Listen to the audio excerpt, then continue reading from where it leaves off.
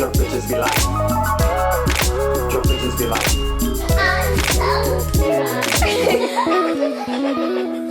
Yeah, no, crisscross applesauce, absolutely off the table. I probably could. I'm not sure. I can still do it. I haven't tried it, so I think that on me. I lose circulation from the knees down when you try it. When I try it, or when I'm like squatted down. No, like in the yoga squat that you're supposed to be able to do because it's so healthy for you. And I just lose circulation from the knees down. And then when I stand up, I get the nice head rush because then the circulation comes back.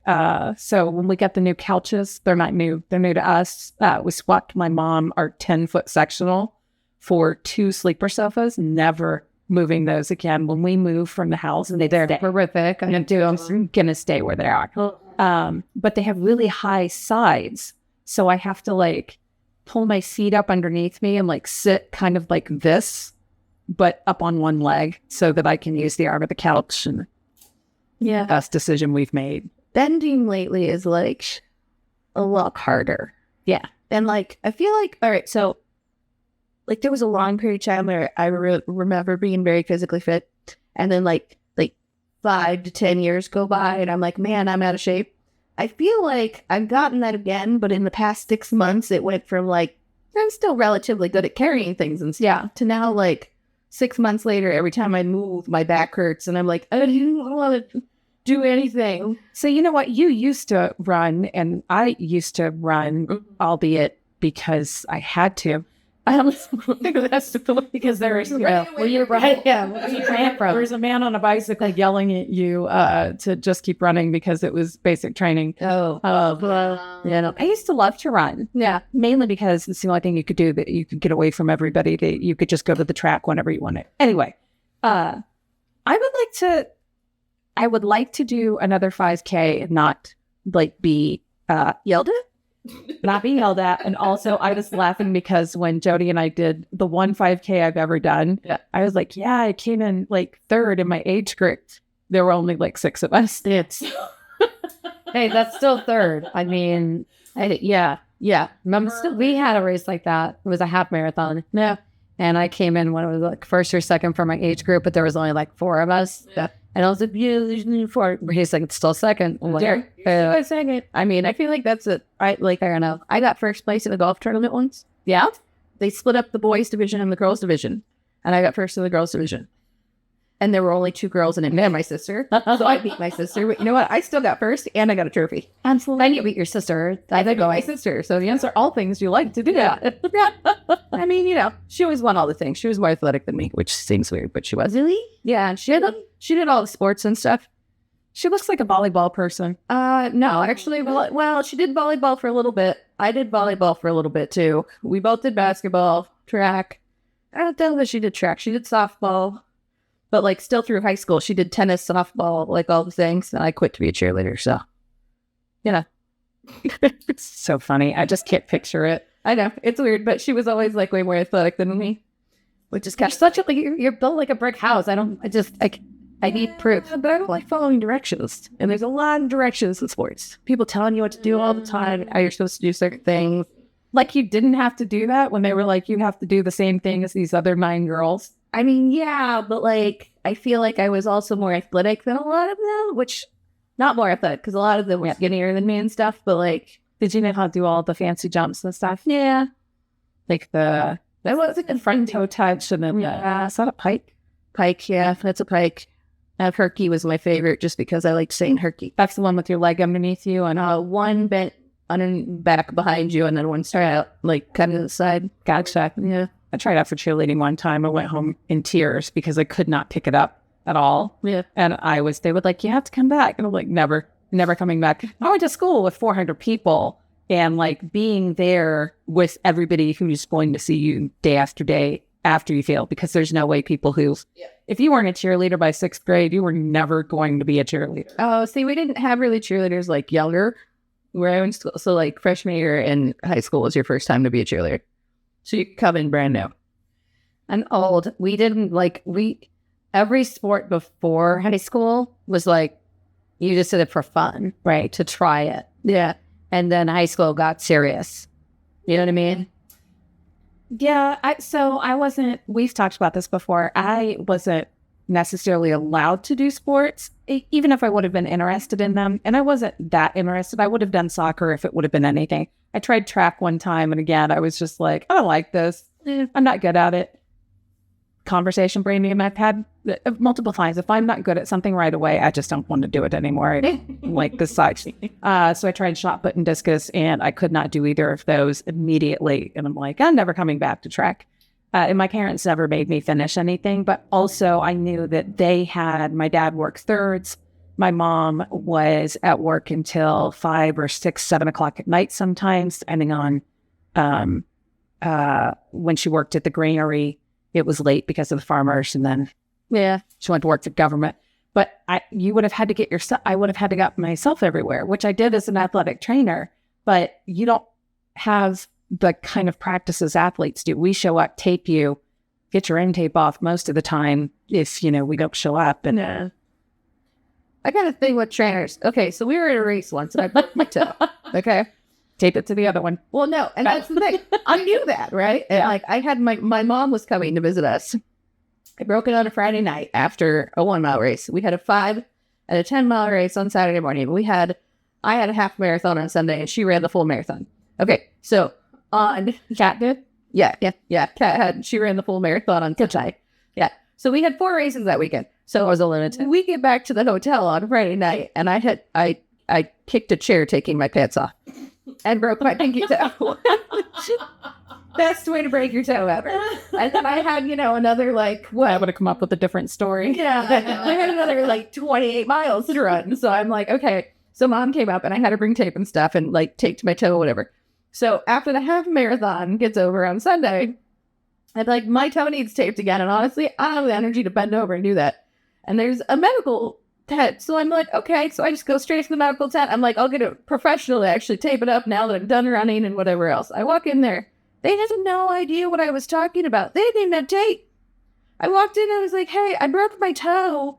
And I need it taped up. And the guy looks at me and goes, well, shouldn't you go to the hospital? And I was like, no, there's nothing you can do for a broken toe. You just got to tape it to the next one and hope it grows back. Those are just EMTs. Well, they weren't athletic trainers. Athletic trainers are like, I can tape it into any position you want. Right. Go. Well, and then I was just like, well, just give me some tape so I can tape it together. And he looked around, they had no tape. And I'm like, how are you the medical tent and you have no tape? Yeah. I mean, even though I was just a high school athletic trainer, I did go to college for it, but I wasn't good at college right away. So I quit. That's not true. I went to 3 different colleges before I finally quit. But you could have went to the next. Did you go home with tape in your pockets? It's the white cloth athletic tape. You come with tape in your pockets, preform. Yeah, the foamy stuff, the thin foamy stuff that goes under it. You take so much crap home. And to this day in my house, there is athletic tape because you need it. I have athletic tape. I have Coban, which is the stretchy stuff that sticks to itself. And I have kinesiology tape in my house because you need it. Kinesiology tape, you can tape your boobs up. But I have kinesiology tape and I have the medical tape. I don't have the one that sticks to itself, although I like that stuff a lot. I just got a 20. Don't even waste your money on going to CVS. You just go on Amazon and buy pet wrap. Oh, nice. Just 24 pack of pet wrap and you're good. Nice. So I bet it's a lot cheaper than people. It is. It's I think $8 here. Only pack of 24. People wrap. That wrap, people wrap. Yeah, we jumped right in. Do you want me to move it around? No, I'm fine. No, that's gonna. Yeah. So whack me in the head. If you haven't noticed, we're trying to still get situated because 1, this is the first time you're seeing us on video, and 2, we are in my office, which is hotter than hell right now. Super hot. We're sweating now. I am, but I was ready to grab. I'll get a hot flash. It's coming. And we can't turn the fan on because otherwise you'll hear it. So we're sitting on my couch, which I honestly don't think this couch has been used as a couch, except for maybe once or twice. Usually it folds out into a bed. So when people come over, this is where they sleep. I've never seen it used as a bed. I've only seen it used as your other wardrobe. Yeah, where it's got a lot of clothes on it. Yeah, it's usually covered up. You can't actually see the couch because there's just clothes everywhere. Kat actually came over last time. There was a giant pile and helped me hang everything up and organize. I didn't do much. I drank and watched her. I just support. Yeah.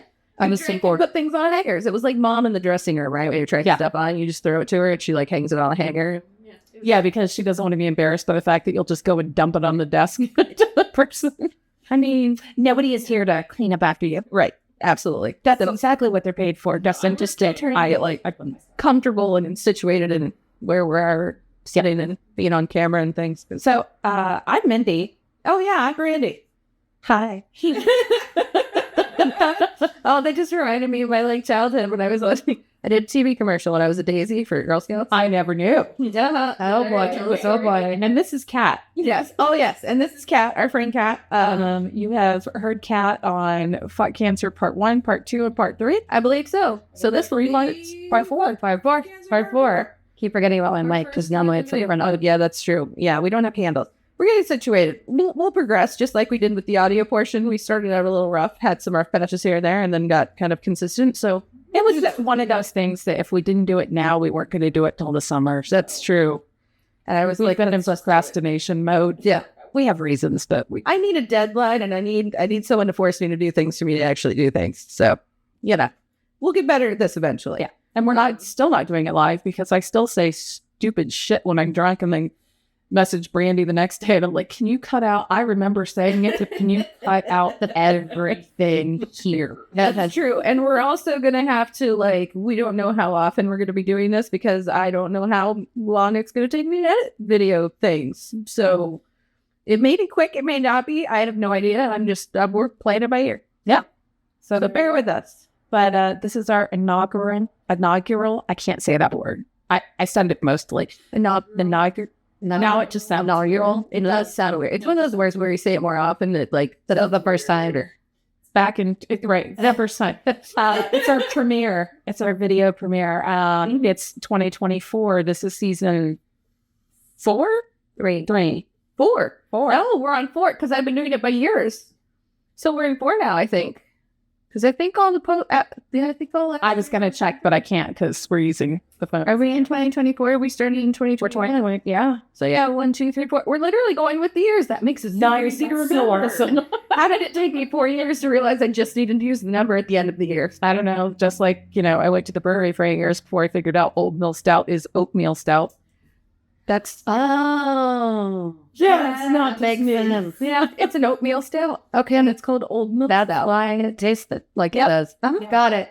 Unless you had mix, yeah.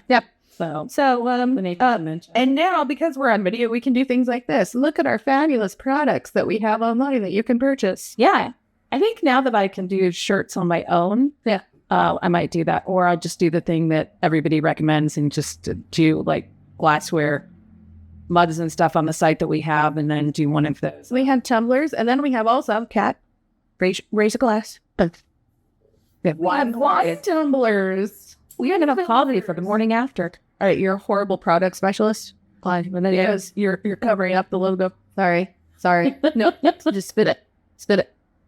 Oh, it's on both sides. Yeah, I was like, I didn't even know. It's on both sides. Mine's only on one side. I was like, you're covering up the logo. I thought, well, that's definitely my fault if it's only on one side. Or, I don't know, maybe I scrubbed it or something. I don't think so, though. So I think both sides come on. I would have thought so. All right. Well, never mind. You're not a horrible product specialist. You're very fabulous. Thank you. Whatever works. We have sweatshirts, t-shirts. You can order whatever you want out there. We haven't done anything with it since the first year that we got it. We all ordered a bunch of stuff, and then I don't know if you've noticed this about us, if you've listened to us at all. If this is the first time you're seeing us, then God bless you. But we're kind of lazy sometimes. Yeah. I mean, just general sense. Like I'm dropped off of social media. We haven't had anything to post. Yeah. Other than me bitching about Hartford lifting off my lung. That's fair. Which that got resolved, but she's still leaving. So no, consistency is not out. We are consistently inconsistent. That is true. And lazy. Yeah. Well, at least you're consistent. Yeah, that's right. Consistent. Absolutely. Oh my goodness. But no, physical stuff. If you want to start running, I can probably only run a block. Oh God. Before he comes to I feel like you're triggering her right now. So here's where I'm at. I need to learn to walk before I run. Yeah, we're going to literally start walking. Okay, let's walk first. We need to walk. I would do a 5K with you. I just need to get out walking and make sure I can breathe. I had walks downtown. I used to do half marathon. Oh, no, trust me. Can't believe it either, because at this point in my life, I woke up the stairs and I'm like, Jesus, wasn't that just 5 years ago? I ran 13 miles. Yeah. I ran a marathon right before I was diagnosed. It's crazy. Yep. I ran the Air Force Marathon. Insane. That's insane. Yeah, And they were 3 degrees away from canceling it because it was so hot. Because there was a rain delay, and then everything from the ground, if you know anything about Ohio, it, kind of comes out and swelters from the ground. And then they had already set the water stations up. All the water stations were hot. So as we were going through the water stations, it was ridiculous. And then I learned really quickly to go to the aid stations to get ice water. That's so I could get ice water. So I figured that out. But I was a lunatic at the end. I just wanted to finish. I was bare. There was 5 of us, and we were like standing walking in a row, and the sweeper car was right in back of us, and they kept turning around saying, I'm finishing this. And they're like, we know, calm down. Like, why are you, we're not going to pass you. So I was like, I'm getting my medal. That was the worst race. And then I was diagnosed 3 months later. No, God. Yeah. Yeah, that's insane that you did that. Okay. So we're going to get to cat stuff. But before we do, since we haven't done this in 3-4 months, I don't even know. Where it was December? What are we on? Yeah. Huh. That's not bad, really. I mean, 3 months. We usually try and do it every 2 weeks. We used to skip December or January. Last year, we skipped December and January. This year, we put out in December. We did. And then we skipped January, February, and have... Well, you've been planning wedding stuff. I have been planning wedding stuff. And I feel like we were both sick. Didn't you have COVID at one point again? Oh, first time. Yeah. Oh, the first time you got COVID. Yeah, first time. Oh, dang. So Mindy got COVID. But, along with everybody else, we went to a super spreader event. Yeah. Yeah. So Mindy got COVID. I was sick like twice because I was sick before you got COVID. You got COVID, and I was like, shit, did I get it to everybody? But I took tests. I did not have COVID. And then after they got done having COVID, I got sick again. Yeah. So me and my fiance, like, he was sick at the same time you were. He didn't have COVID, but he was sick. And then I got sick again. So we've just been passing it back and forth. Yeah. It's super fun. Yeah. And then there's just stuff happening. This April's going to be challenging, but I'm committed to doing this as often as Randy can edit it, because April will be a month of events at I'm going to be in Star City so much in April. Yeah. You're doing Adopt a Pit? Yeah. Adopt a Pit, a month of events. So that'll be fun. I'm looking forward to some of those. I am too. I just wish that I wasn't so much of a control freak. There's got to be a lot of it that I just have to let go. Yeah. And just, like somebody else has to do it. Especially since I'm going to be making poorly drawn pet portraits. Well, I saw that today. No, I liked it. Yeah. It was pretty good. Excited. Yeah. It was so, I made her more like emotional or something. I see her so wonky. I'll put it up. No, I didn't. I was like looking at it and I'm like, well, you can't see her ear. They are like exact renderings. Yeah. Kind of. Yeah. There was a shelter that did it and they were filming them live. And if I ever could do it, which I just have to be able to, suspend the camera over top of what I'm doing.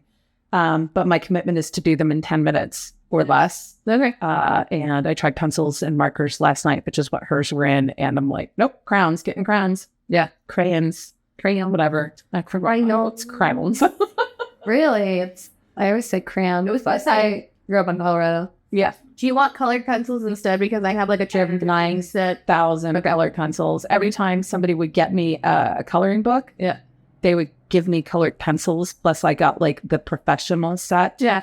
I have pastels. Yeah. I have chalks. Yeah. I'm not doing any of those. You just want crayons? Straight up crayons. It's hard to get. I'm not a professional shader. Yeah. And to be honest, it takes way too long with the pencils to do anything. They're too thin. You need thicker things, especially if you're doing it. They're not. I mean, they're intentionally funny, but also not intentionally funny. Because they're my best effort. They're your best effort. They really are. Yeah. But like, you're not an artist. No. So, I mean, they're kind of fun. They're funny. They're just fun. But they're good too. But there's no perspective. There's no shade. Caricature. And we'll say like the big head and stuff because it's not like purposeful caricature thing, but it's a caricature. Yeah. I don't know how to make the colors work, but which is fine. It's funny. I just got primary sets of like Crayola pencils last night and markers just because I went to dig my stuff out. I think it's in storage, but I didn't want to dig it out. And I realized as I was doing it, like, I don't know how to make things. Like, this little dog has like gray spots. So some dogs have spots on their skin, and they show through their fur. A lot of times the pitties all are like that. Yeah. I can't figure out how to do that. So I was just like, Gray crayon with white crayon on top of it. Does that work? I did.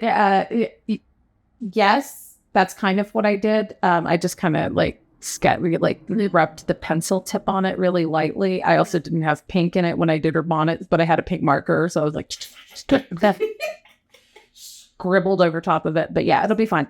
But we'll try and do this in April too. Yeah, absolutely. Yeah, but we'll try and get back on track here. And I had a huge work thing too that I was working. You put on like a whole production. It was huge. I was working about between 50 and 60 hours a week there for a couple of weeks. That was, and I feel like I'm just now recovering from it. And it's been a week and a half. No, a week. No, a week. It's been a week. Has it been a week? I don't know. What day is it? Wednesday? It's been a week. Yeah. It's been a week. So, yeah, I feel like I'm probably like back in my sleep schedule. Although, Praise in the other room, so I don't know if he's going to hear this or not. I am having some issues sleeping lately. Really? Not to my own accord. They are somebody else's fault. And it might be a thing. Okay, so I feel like we're having a war with the sleeping situation. So the ceiling fan, I like to have a ceiling fan on when I sleep. Mm-hmm. Okay. But right now it's making it makes like a wobble noise. Not a wobble noise, and not like a squeaking noise, but like somewhere between a wobble. I was like a whoop, whoop, whoop. Kind of. You can hear. A little bit deeper. Uh-huh. And so like he keeps saying, I just need some WD-40. And I'm like, okay, well, I'm still put the fan on. So I put the fan on. And sometimes we have an oscillating fan at the end of the bed. Sometimes I'll throw that on too. Because I get hot. Yeah. I'm a furnace when I sleep. So I turn on these things. Well, he doesn't like the sound of it when he sleeps, right? Well, so I hadn't been turning them on for a very long time. Ada recently started doing it again because we're getting spring and it's starting to get hotter in here. Old house, heat rises. So I've been turning them on. And for the past 3 nights in a row, I have gone to sleep. Probably, I've been trying to go to bed on time. So I'm going to bed between 10 and 11 o'clock, right? Wow. Yeah. I'm going to bed early, right? I'm going to bed on time. I'm going to get good sleep. He will come home anywhere between midnight and 2 a.m. And he comes into the bedroom. And now, granted, I feel like I did this to myself because it's my machine. There is a machine at the foot of the bed that I bought once that I thought was going to be really cool off Amazon. And it's one of those machines. It's like a sound machine. So you could have there's 5-10 different sounds on it you can do. Yeah, we use one for the dogs. Yeah. Well, it also has a light on the top of it. And you can do Aurora Borealis stuff on the ceiling. Or night lights. And there's 10 different settings for light, dark. Well, here's the thing. Some of them are darker than others. But my problem is, we haven't used this sucker in 2 years, but it's still sitting at the end of the bed. All of a sudden, he comes home, and the past 3 nights in a row, turns it on at 1:30 in the morning, and it is brighter than hell, and I wake up, and I'm like, what the fuck? And then he goes, oh, is it your break? I'm like, yes. And then he'll finally get one that I'm like, fine, leave it there. But I'm already awake, right? My sleep mask hour. Yeah. And I'm asleep in a sleep mask? I never have, because I've never had this problem. Usually when I fall asleep, I'm dead. I love sleep mask. I have a CPAP on, and I already have too much equipment on my head. Yeah. This thing we can't, but I love a sleep mask. I can't do the some people do the music. Yeah. Oh. Yeah, I can't have sound. I don't like any sound. Honey likes to fall asleep with the TV on. Yeah. But now he likes the lighting, I think, from it, because we have an air filter in the room. You cannot hear the TV over. He doesn't turn the TV up loud enough for it to be over the white noise of that. And we have 2 fans on plus the ceiling fan. So it's the light he likes. I think so. I think I've discovered the light is the thing that'll wake me up. Because I usually, Kat knows this, I sleep through everything. It's true. I am dead. As soon as I fall asleep, I'm it. But he falls asleep fast too. It's crazy. Yeah. I go through every embarrassing moment I've ever done. My husband sleeps for an hour. Yeah. And then I try to correct all my wrongs too that I've done, even though they're already corrected. Yeah. So it's a good 2 hours for me. Before you fall asleep. Yeah. Yeah, no, I did discover, and I think this adds to it because the light thing, and this makes sense now. So we have a lot of automated bulbs in our house, right? Yeah. So last Friday, there was huge storms that came through the air. You've got the A name. The 8A. Yes, we have the 8A lady. You can't say her name because I've got two different things in this room. Actually, that's funny because she's going to say yes and we'll hear her, but it's just funny for somebody else's house. Does he have lights on in there? In where? In the bedroom? They're probably not on. Okay. Alexa, turn off all lights. Okay. She might not do it here, but somebody listening to this just have all their lights turned off. Yeah. So here's the problem. When you have storms come through, you may not know when the lights go out. And here's the other problem. Do you know when they come back on? Oh, because the light bulbs. And here's the other problem. Half of the light bulbs in this house are smart light bulbs, right? Right.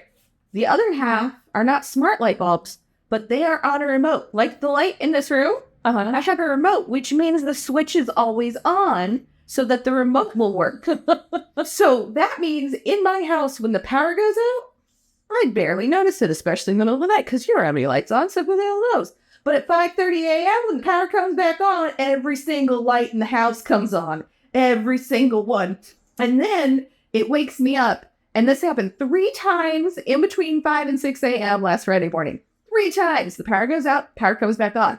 Immediately, I wake up and start yelling at the A word to turn off the lights. She doesn't hear me. You know why? Because she hasn't connected to the internet yet. Because she's still rebooting. All right. So then I'm just yelling at a box in the corner, and then he's yelling at me like, she doesn't understand. She's not gonna. And I'm like yelling and swearing. Why are you on the other side? He's longer more than me. This happened 3 times in an hour on Friday morning, and I was like, "Are you fucking kidding me?" I hate her. I live in the same town. I live on a like a hill, top of the hill, and I'm so lucky. Good neighborhood. Well, but I think Brandy's area is really freaking cool. Mine isn't as cool, but you have a good view. But that's about it. I live in the inner city. She lives up on the hill. And she was so cool. Me, the streets look I like mean, the streets of London. Watch out. We have like 3 homeless people, and we love them. Yeah. But I need to give that one screaming kid with all the tattoos and a hug. But I don't want to catch anything. Yeah. But my electric grid is separate from you guys. So you guys will be losing electricity. And we have a separate grid. And I have to admit, it's nice. The first time this has ever happened, because where we used to live in Columbus all the time. We rarely lose power where we live. And then I grew up in a place where, because it was in the country, if you hit any power poles between Xenia, Ohio, and Jamestown, we didn't have power. Yeah.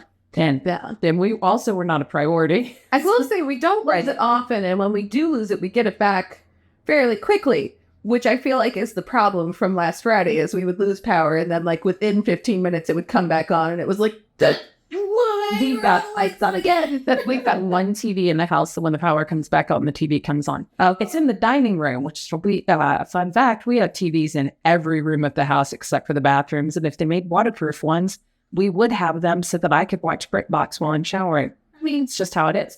I've already checked, so you can't put an Alexa at a bathroom. Oh, I feel like I have a goal now. I need to find you for Christmas, like a way to like put your phone in a waterproof thing so you can watch. So the thought of it is, the phones are water resistant, and I have like a little stand that's on the shower wall because I've got like the tub shower situation, so it's far enough away from the thing. Yeah. But it's really waterproof TV. It's a little screen. I feel like I have a goal now, waterproof TV. So a goal where my husband is going to have to cut out something on the wall. So I used people that were so rich. Mm-hmm. How rich were they? God will tell you that they had TV screens in their mirrors in the bathroom, and you could see it. Oh, it was so you could see yourself and the TV. Yes. Oh, it's like a heads-up display kind of. It was amazing, and they were the most humble people. Yeah, I didn't even know. Like we showed up their house at a party, and we're like, "What? Dude, y'all like rich, did you know?" Yeah, and then they were so excited. They all came out to greet us, and we're like, "You're like, why do you got Fox News on in the back?" I know, right? I mean, it was just like, whoa, and they were just the sweetest people you would never have known, never in a million years. But and then you just got used to it. And boy, their house was beautiful, though. Yeah, I mean, they had like a left wing and a right wing. You know what I mean? Like, I'm sorry, if I have wing. I was stuck like a wing. If I have a wing of a house ever. There ain't a single person in my in my world that would think that. Sorry, if I got a house, it would just be a left wing and a lefter wing. yeah, right. Yes, I don't know. There are right wings in our house. Fair enough. Oh my god. All right. So this is the stuff. The only thing that I don't know if you want to cut this out later, but I don't know where we left off with me.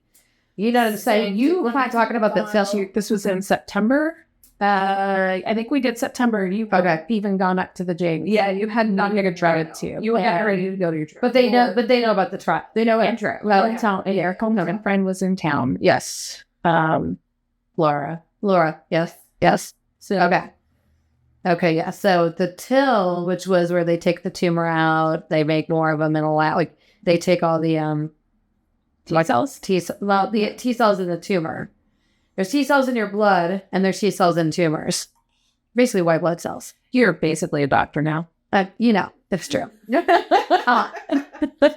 And they make more of them in a lab, and then so you go up and you get the chemo, which is why I look so fabulous right now. Look, since you're in furnace, it's got to be nice and like. I will tell you, this takes 5 minutes. I'm talking beginning of shower to lotion on dress, 5 minutes. It is very nice. I do. Men are very lucky. Also, we're on opposite hair journeys right now, and I have more hair than I have ever had in my entire life. I like it. My hair wasn't this long in high school. Wow. That's not true. I don't know how long my hair was in high school because it was permed forever. But hair touches you everywhere. Yes, it does. Fucking everywhere. You shed a lot. My face, my neck. Yeah, you're in the shower and you like go to dry off and you're like, why is there a long string of hair in my butt crack? Yeah. So I will say I did it right. So I cut it in a really cute bob about 3 weeks before I left. You did, yeah. And then a week before I cut it in this ugly, and I'm talking ugly, pixie cut. All right, and let me just say, hated it. the way her hair is now, I love this so That's much. a their pixie cut. I can deal with this. Yeah. The pixie cut was terrible. I would bleach this white. Thought about it. And I have. I thought it was gonna. Okay, so I was sure because you kept talking about your gray hair. I was like sure that there was gonna be more gray, but honestly, you're very brown right now. Yeah. Yeah. You're very brown. Yeah, who knows? We'll see. But And you have a nicely shaped head. Good job. You do. so I think it's the way to go. Anybody that's good through chemo, do the cute cut first and then the ugly cut. So when you lose your hair, you don't care. I literally was like, and shave it. We're good. God, this fell out. Right. Yeah, because I made it through the entire, so it was a 3 week, 2.5, almost 3 week process where they bottom me out. Then I get the till cell transplant, so they call it. It was very sciencey, very, they had You got in the study, and apparently in the world, you had more of the cells than anybody ever has. 68 billion. Jesus Christ. I'm not allowed to say that word. I know it's Trying so, me. I just had my mother in my head for a second. I was like, I shouldn't have finished that. So yeah, I literally had the most of the 5 of us went in for the study, and then 2 died, which is terrible. And we found out later. And then, Are they like, statistically, you're doing okay. 2 people died. well, then 2 were in the ICU, like before I came in. And so after I did and I made it through all 4 bags of the till cell transplant, the doctors were shocked that none of them made it through the whole transplant. They were all looking at me like, oh my gosh. And then I did this horrible, it's called IL-2. It's actually a chemo drug that is horrific. And you get the shakes and you can't breathe. And most of them would end up in the ICU at that point. But I made it through all 6 of those. And Like, shit, I went through immunotherapy and I came out on top, bitches. So this must have been, it probably wasn't easy, but like you've gone through so much and just like come out on the other side. yeah. well, and I have a whole story about the immunotherapy that I just found out, but we'll go through that later. But yeah. But anyways, so I made it through the till cell. I think all of us were pretty confident, where we were a little too arrogant about it. I was like, this is gonna work. You made it through that because okay, your husband called me at one point and he was like terrified. Yeah, it was scary. Yeah. And he accidentally videotaped me. He didn't mean to. He was holding my phone because he was And if anybody has an iPhone, they understand how easy it is to press that record button. It's right there. And he recorded me, and you can tell because parts of it, it's like half my face, and then it comes back, and it's me heavy breathing like, and then I'm shaking, and ready to fan off lungs. Oh, Right. And it looks like terrifying. So, and I don't remember the IL-2, which is the drug after the transplant. And because somebody asked me right before we left, how long have you been here? And I said 1 week. And he's like, we've been here 2.5 weeks. And I was like, what? It's like, oh man. So there's parts of it I don't remember. But anyways, came back. We did the first round of scans, which they told us weren't going to go well because you're swollen. Yeah. And then the second scans determined that it did in fact not work. That sucks. Yeah. And in fact, it got worse. But on the plus side, you're the only one that survived it. True. So you survived it. Yay. And those, yay. Congrats. They're still going to monitor me because they want to know why. It only works in 50% of the people with melanoma. So they're trying to figure out why, So was it something that they were like, oh, it's worked in this, and then we're just going to try it? No, they don't really know Or why. was it specifically or were they specifically designing it for melanoma? Just melanoma. Okay.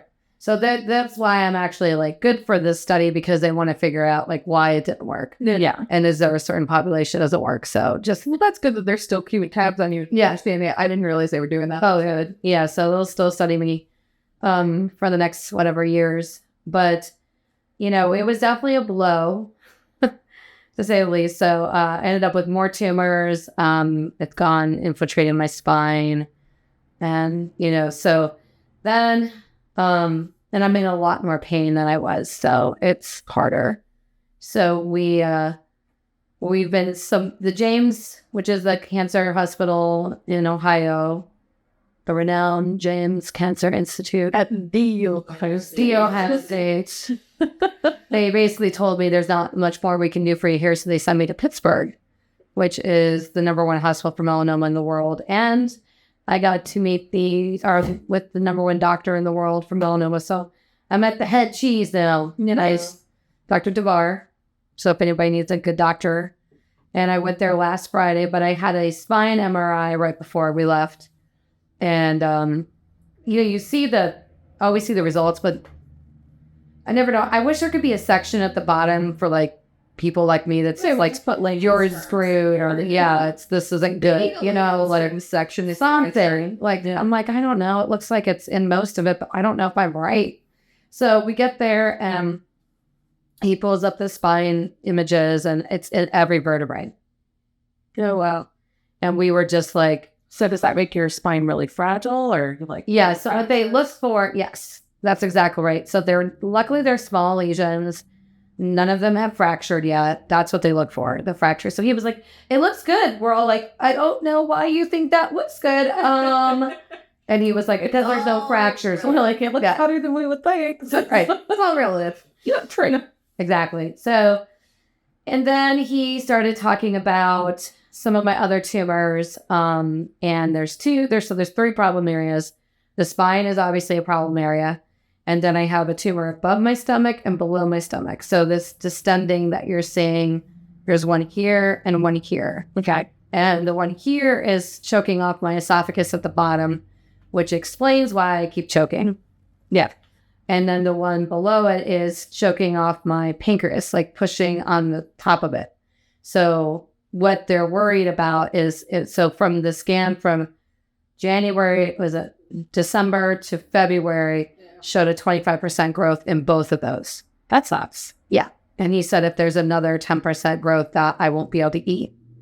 And then he said if you can't eat, you'll be sick. And then there's no trials, there's no treatment. Did they put you on a peg if you can't eat? The tummy, I don't know. So I don't know if they would just do something through the nose or how it would work. I'd want them to do a peg instead of putting an NG tube in. Yeah. So I'm not. Well, you have to swallow that. Yeah. Yeah. Sorry. Yeah. I'm not sure. We're not there yet, but he made it perfectly clear that, this is a problem. So, so basically he went through a lot. There's 26 clinical trials I can choose from. That's right. I mean, there's we felt so overwhelmed. This was last Friday. And so what it came down to is we know we got to shrink the 2 tumors and stop the growth in the spine. Mm-hmm. So we're going to do radiation. And then we know we want to do the tilt. It's called T-cell, not TIL cell. T-cell, I know, confusing. Very creative naming these. Very creative. So it's now, instead of taking a tumor out, they're taking blood samples and they'll make more of the T cells in your blood. So it runs the same way, same chemo.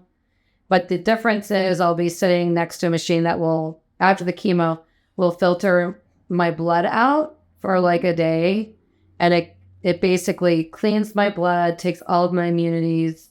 So like I'll have to get a polio shot again. So it's kind of like like dialysis, but for a different reason. Yeah. Okay. Wait, you have to get a polio shot again? I'll have to get all my shots again, all my vaccination. Wait, why do you have to get a polio shot? I never had to get a polio shot. I got one. Yeah, and you It's part of the. it wasn't a it wasn't a shot when we were kids, and I'm saying like Kat, myself, you. Oh, maybe there It was. was up your nose. Oh, okay. Interesting. So I'll have to get all my vaccinations. You had it. Otherwise, you wouldn't have gone to kids. So your wife, you're gonna have to get all your vaccines again? Like MMR and everything? Yep. Holy crap. That's all I have vaccinations. And then they'll do the T cell transplant, which will run the same way, and then I'll have the IL-2 again. How do they make you do the old people vaccines again too? I have no idea. Oh, not shingles. I would want to get the MMR one though, just because we have measles in Ohio again. Right. Because stupid people. When I think they'll do it over the course of like 6. I don't think they'll give them to me all at once. So it'll be No, they actually can't because your reaction and your immune system and They let know which one you're reacting to if you have a bad reaction. correct. Yeah. So meanwhile, while I'm getting the radiation before that, because it takes 6 to 8 weeks to make the T cell transplant, I will get the radiation and also be involved with another clinical trial, which is a target therapy, which is a pill I take every day. Okay. And that has not been tested on humans. Until now. I'll be the first. My goodness. I don't know why I laugh it, because it's not really funny. Yeah. I mean, okay, here's the thing. At this point, what can we do but Right. Are you showing real promise of lab rats? or die or just... And at least you can do it among us because we've talked about this in previous times. Is that some of the family is not okay with a dark sense of humor. That's true. I will be honest. Earlier when you were talking about your tumors in your stomach, after you said that, I was like, I really wanted to make a joke. And I was saying, that's Just make it, man. I was like, oh, you have 2 tumors. I just look like this because I feel like Jabba the Hutt and I gained a lot of weight. And she does it. Any tumors. That's funny. I was thinking that, oh God, we're horrible people. We really are. Because I was like, shit, that's a horrible way to lose weight. But Right? I'm going to look fantastic in the next dress I wear. Oh my gosh. Yeah, I love it. I love it. So then, and at the same time, at the T cell transplant, I'll be doing another clinical trial, which is another pill, another target therapy. So I'll be doing 3 clinical trials and radiation. Okay, so here's my question. Because I didn't really, like, you've told me this before outside of this, and it never occurred to me to ask this until now. If you're doing 3 different trials at the same time, how will the trials know that what they're doing, like, let's say miraculously you get better. How will they know which one worked? I have no idea. All right, cool. I was going to ask that question. I have a telehealth appointment on Friday because we're making decisions, getting the ball rolling for everything. Yeah. And hopefully I'll be able to do radiation local 'cause going to Pittsburgh. It's not that far. It's 4.5 hours, but it's still 9 hours in the car. Clinic. It's still a long way away. Yeah. There's no reaon why you It's a can't drive. get it done at Kettering. I hope so. I hope Who they, wants to spend 4.5 hours in the car with their significant other? right? Unless you're my husband and I a year and 1 month into our relationship and you decide let's drive to Arizona together. That was just poor decision making on your part. We were like We did that. We did Colorado. didn't work out. We'd be in Arizona together and still have to come back. Yeah. Okay. So It's a good test of a relationship. Yeah, but somebody better make sure they've got money for a flight back in case of when you get there. I would have called my mom and dad. Like, wire me money now. That's true. I probably would have called Dad and been like, Dad, I need a flight immediately. Yeah. I mean, my mom used to send me out on dates with quarters for payphones. That was, there was a thing. Yeah. Oh, no. I just made sure I had money and quarters so that I could call if I didn't like my... All right. It wasn't quarters, but I had the prepaid phone card that I could call. And it wasn't for dates. It was like basketball practice and stuff. But did you have that thing memorized? And then your mom was like, who are you calling? Oh, no. I would have that. Well, because I never actually charged on it. I would call the number. And then when it was like, who's calling? I'd be like, pick me up now. Literally. I was going to say, you guys are luxurious. I just did the whole collect call. And Oh, yeah. Cool. they're like, pick me up from his high school. Yeah, but she never accepted the charges. It was just always like, I'm ready to go home. Love it. Love it. Yeah. So when do you start? I find out Friday. So we'll go through all the schedule and everything and,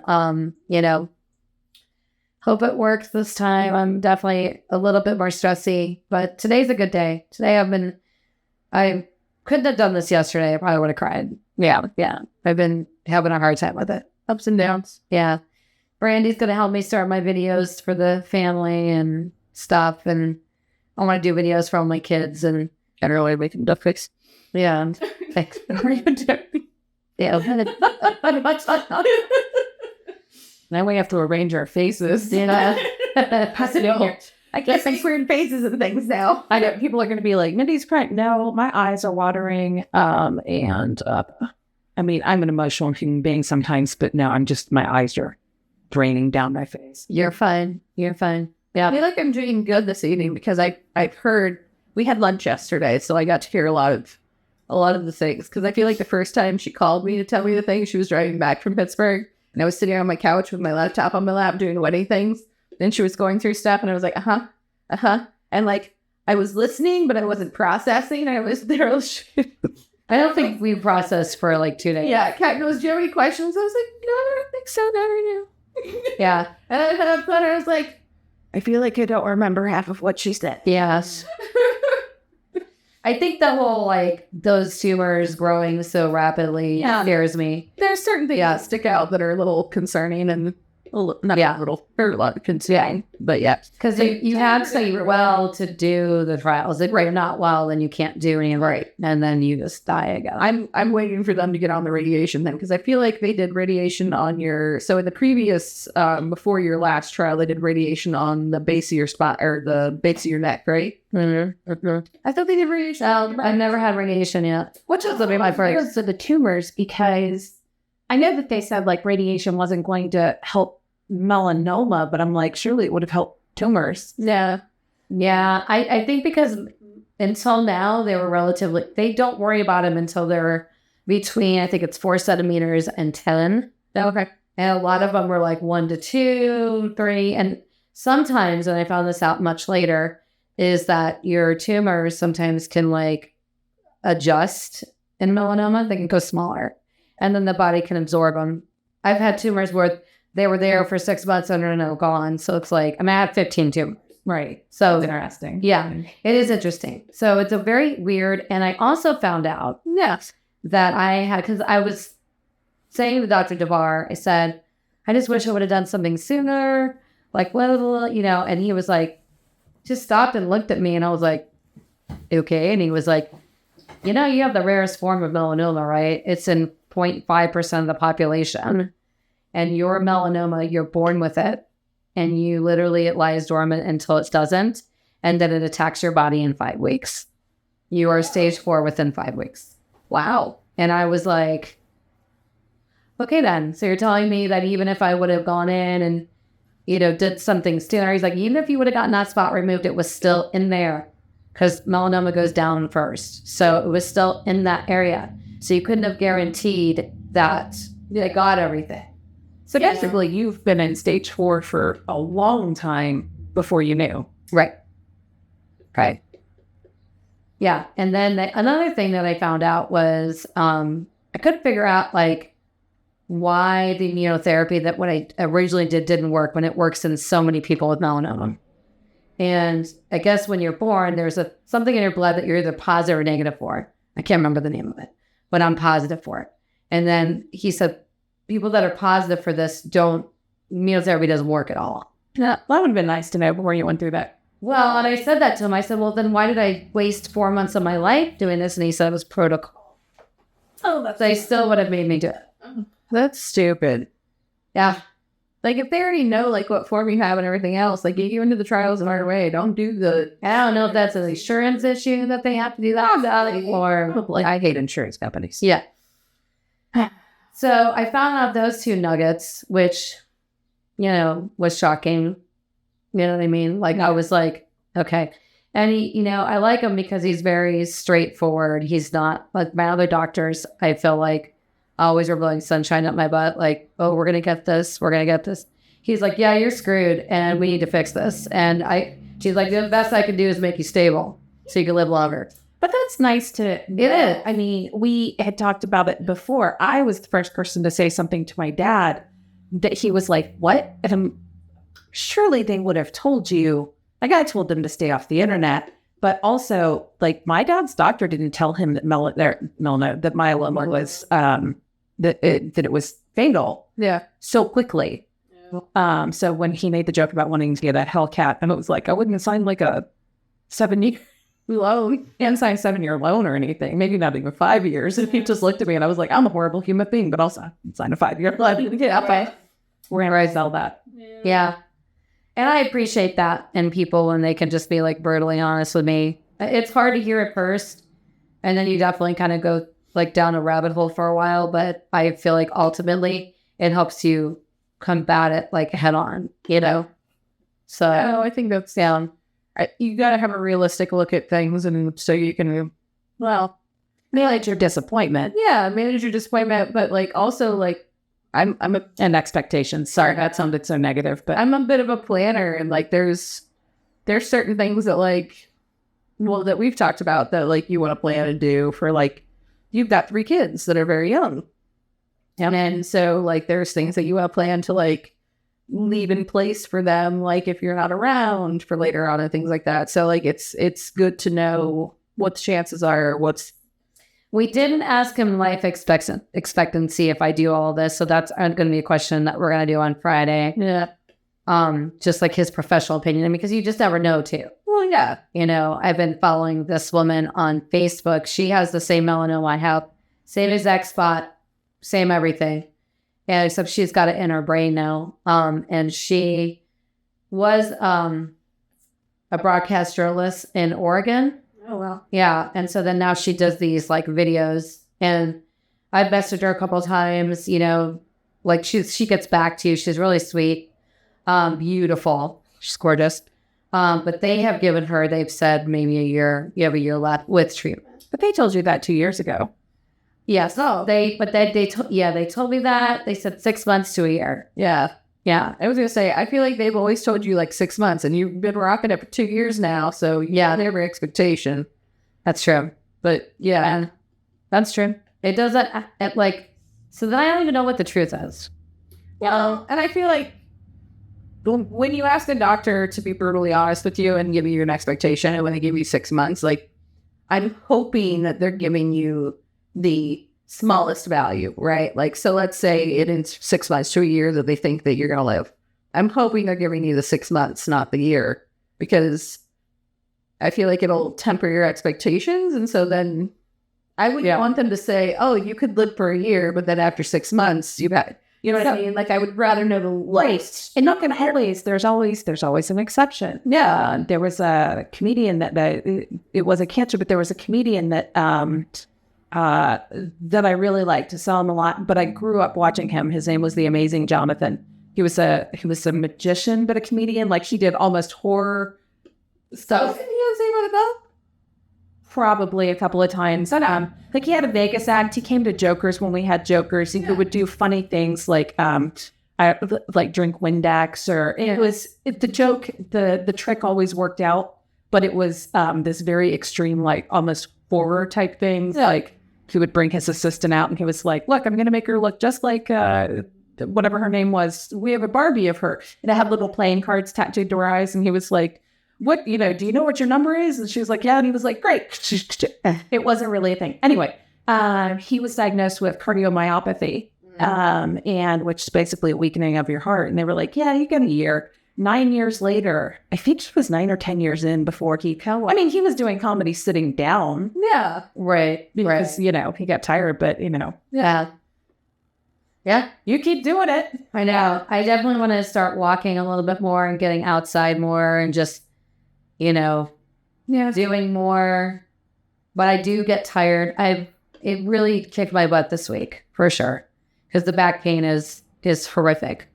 And I haven't been able to find much that works. So I won't take Oxy because I get violently ill from it. And I take Dilaudid. I could take Dilaudid, which works okay. But you'd be asleep all the time. I'd be asleep all the time, which I don't want to be. Can they do like what do they call it? Like a Marcaine pump where you just numb? Yeah, so that's the next step is doing a pain pump. So I, of course, want to avoid that because now you're asking for, like, anytime you put anything in your body, you're asking for infection. And so I want to just be careful of all that. But I think that's what they'll start talking to me about down the road, because usually I could take like Tylenol or Advil and it would work, and I took it yesterday and it didn't even take the edge off. Well, and honestly, your body's not accustomed to Advil and Tylenol because you never liked taking pain meds at all. Like the first time I met you, like when I told you it's on every Advil, you were like, what is wrong with you? Like, you would always take like one Advil, and I'm like, dude, I take 3, sometimes 4. But Randy grew up in an Air Force family, and 800 milligram ibuprofen is the Air Force's answer to everything. Like, you have melanoma, we would like to send you home with. But just take 1 or 3 times a day. Right. But yeah, you may have taken pills. You never took Tylenol. And ibuprofen, you would maybe take 1 or 2 if it was severe pain that you were in and like a massive headache or something. But even then, you were like, I'll just drink water and work it out. Yeah. Put some dirt on it. You found it. Yeah. I'm a Gen Xer. But no, I medicated myself until I'm like, migraine, let me take a muscle relaxer. I'm not nauseous, but I'm going to take some Phenergan. I'm gonna sleep. I will say, and this is awful to say, but the wine works, folks. And it takes the edge off, and I sound like an alcoholic. I don't know, but No, we had a patient who had some type of lung disorder, but she was also in her 80s, and her kids contacted the doctor and said, we don't like the fact that you like continue to refill this prescription of codeine cough syrup. And he goes, well, it's not like she's going to be addicted. And yes, she was. Yeah. But he was like, that she's not dying with codeine. No. It was like, this isn't what's going to get. No. He was like, you're looking at the wrong thing. Yeah. So I have a family history of alcoholism and drug addiction. My mom was an alcoholic and a drug addict.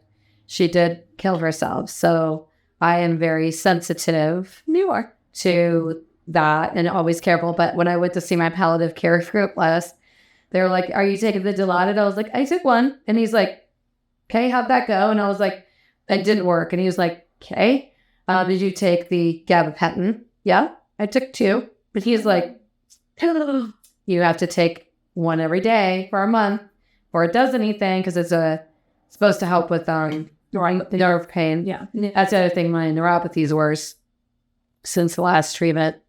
So I feel like my legs and arms are on pins and needles. Here, we'll just go back to it. We're talking about MRIs now. If you do the brain MRI, or they have a cage that they put over your head. Yeah. And then you can see out, and it really does help. So because of the shoulder, you're in an open MRI, and you have to go so far into it that you're, so you don't go in the tunnel type thing. I'm in between 2 flat pieces when you do it. So all you see above you is, and it's close. Oh. It's close. So they give you an eye mask and, anyway, so yes, I ate a gummy and a quarter of a ginger snap. And then it was like an hour later and I didn't feel like I had to done anything or we were having to go. So I ate another gummy and I ate another quarter of the cookie. And then by the time we got 15 minutes up the road to the thing, I snuck in like Elmer Fudd hunting rabbits. And I am not kidding. Like I was on my tiptoes. I could feel my body doing it. I couldn't stop myself. Sneaking in to my MRI. And then I told them that I was high and they were like, whatever. MRI people are the coolest. I'm not the first person who's gotten an MRI high as hell. Yeah. Then I kept falling asleep, and then I kept fighting panic. And I was like, maybe getting high before coming in here wasn't good. So then she was going to give me a Valium, and I was afraid I was going to stop breathing. So I just canceled the whole thing. So my spine MRI, usually I get brain MRIs, and you're in the middle of the machine and you get the cage, and then you can see out, and they suck, but they're only 20 minutes. They're not bad. So after the first 2 minutes of panic, I tend to calm down a little bit. And they also tell me each scan, they say, okay, this will be 3 minutes. That helps. Yeah, because then you can count. I don't know. It helps me. They tell you that. So the shoulder scan was 45 minutes. And then you have to fucking be awake for it, because I kept trying to doze, because the machine's kind of the sound I like. Love the sound. Good with. So except for the one that's like that one, I'm like, that when they're actually doing it. Yeah. But because when they're doing your shoulder, you have to hold your breath. And then I panic, and you can't do that. But it can't do. Yeah.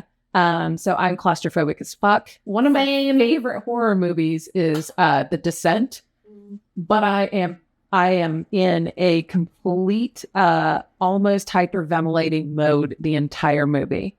And I love the movie. It's these women, after this woman has a tragedy, her girlfriends get together because they're these outdoorsy people, like your husband-to-be's best man's wife. They're outdoorsy people. I imagine she has a group of outdoorsy friends. Yeah. And they go cave spelunking or whatever it's called, and then things happen. At the entire time I'm like, you're like, this movie's amazing. Yeah I saw that. I can feel you on. What was the one thing, the sitcom that John Belushi's brother did, Jim Belushi?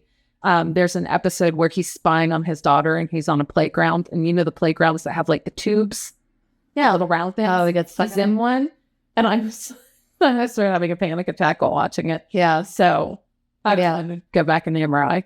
So my spine MRI was different because I didn't need the cage thing, so there was no mirror, and so I made up put the cage thing out so I could see out, and then you move the whole time. You're not in and out; you're inside there, just moving.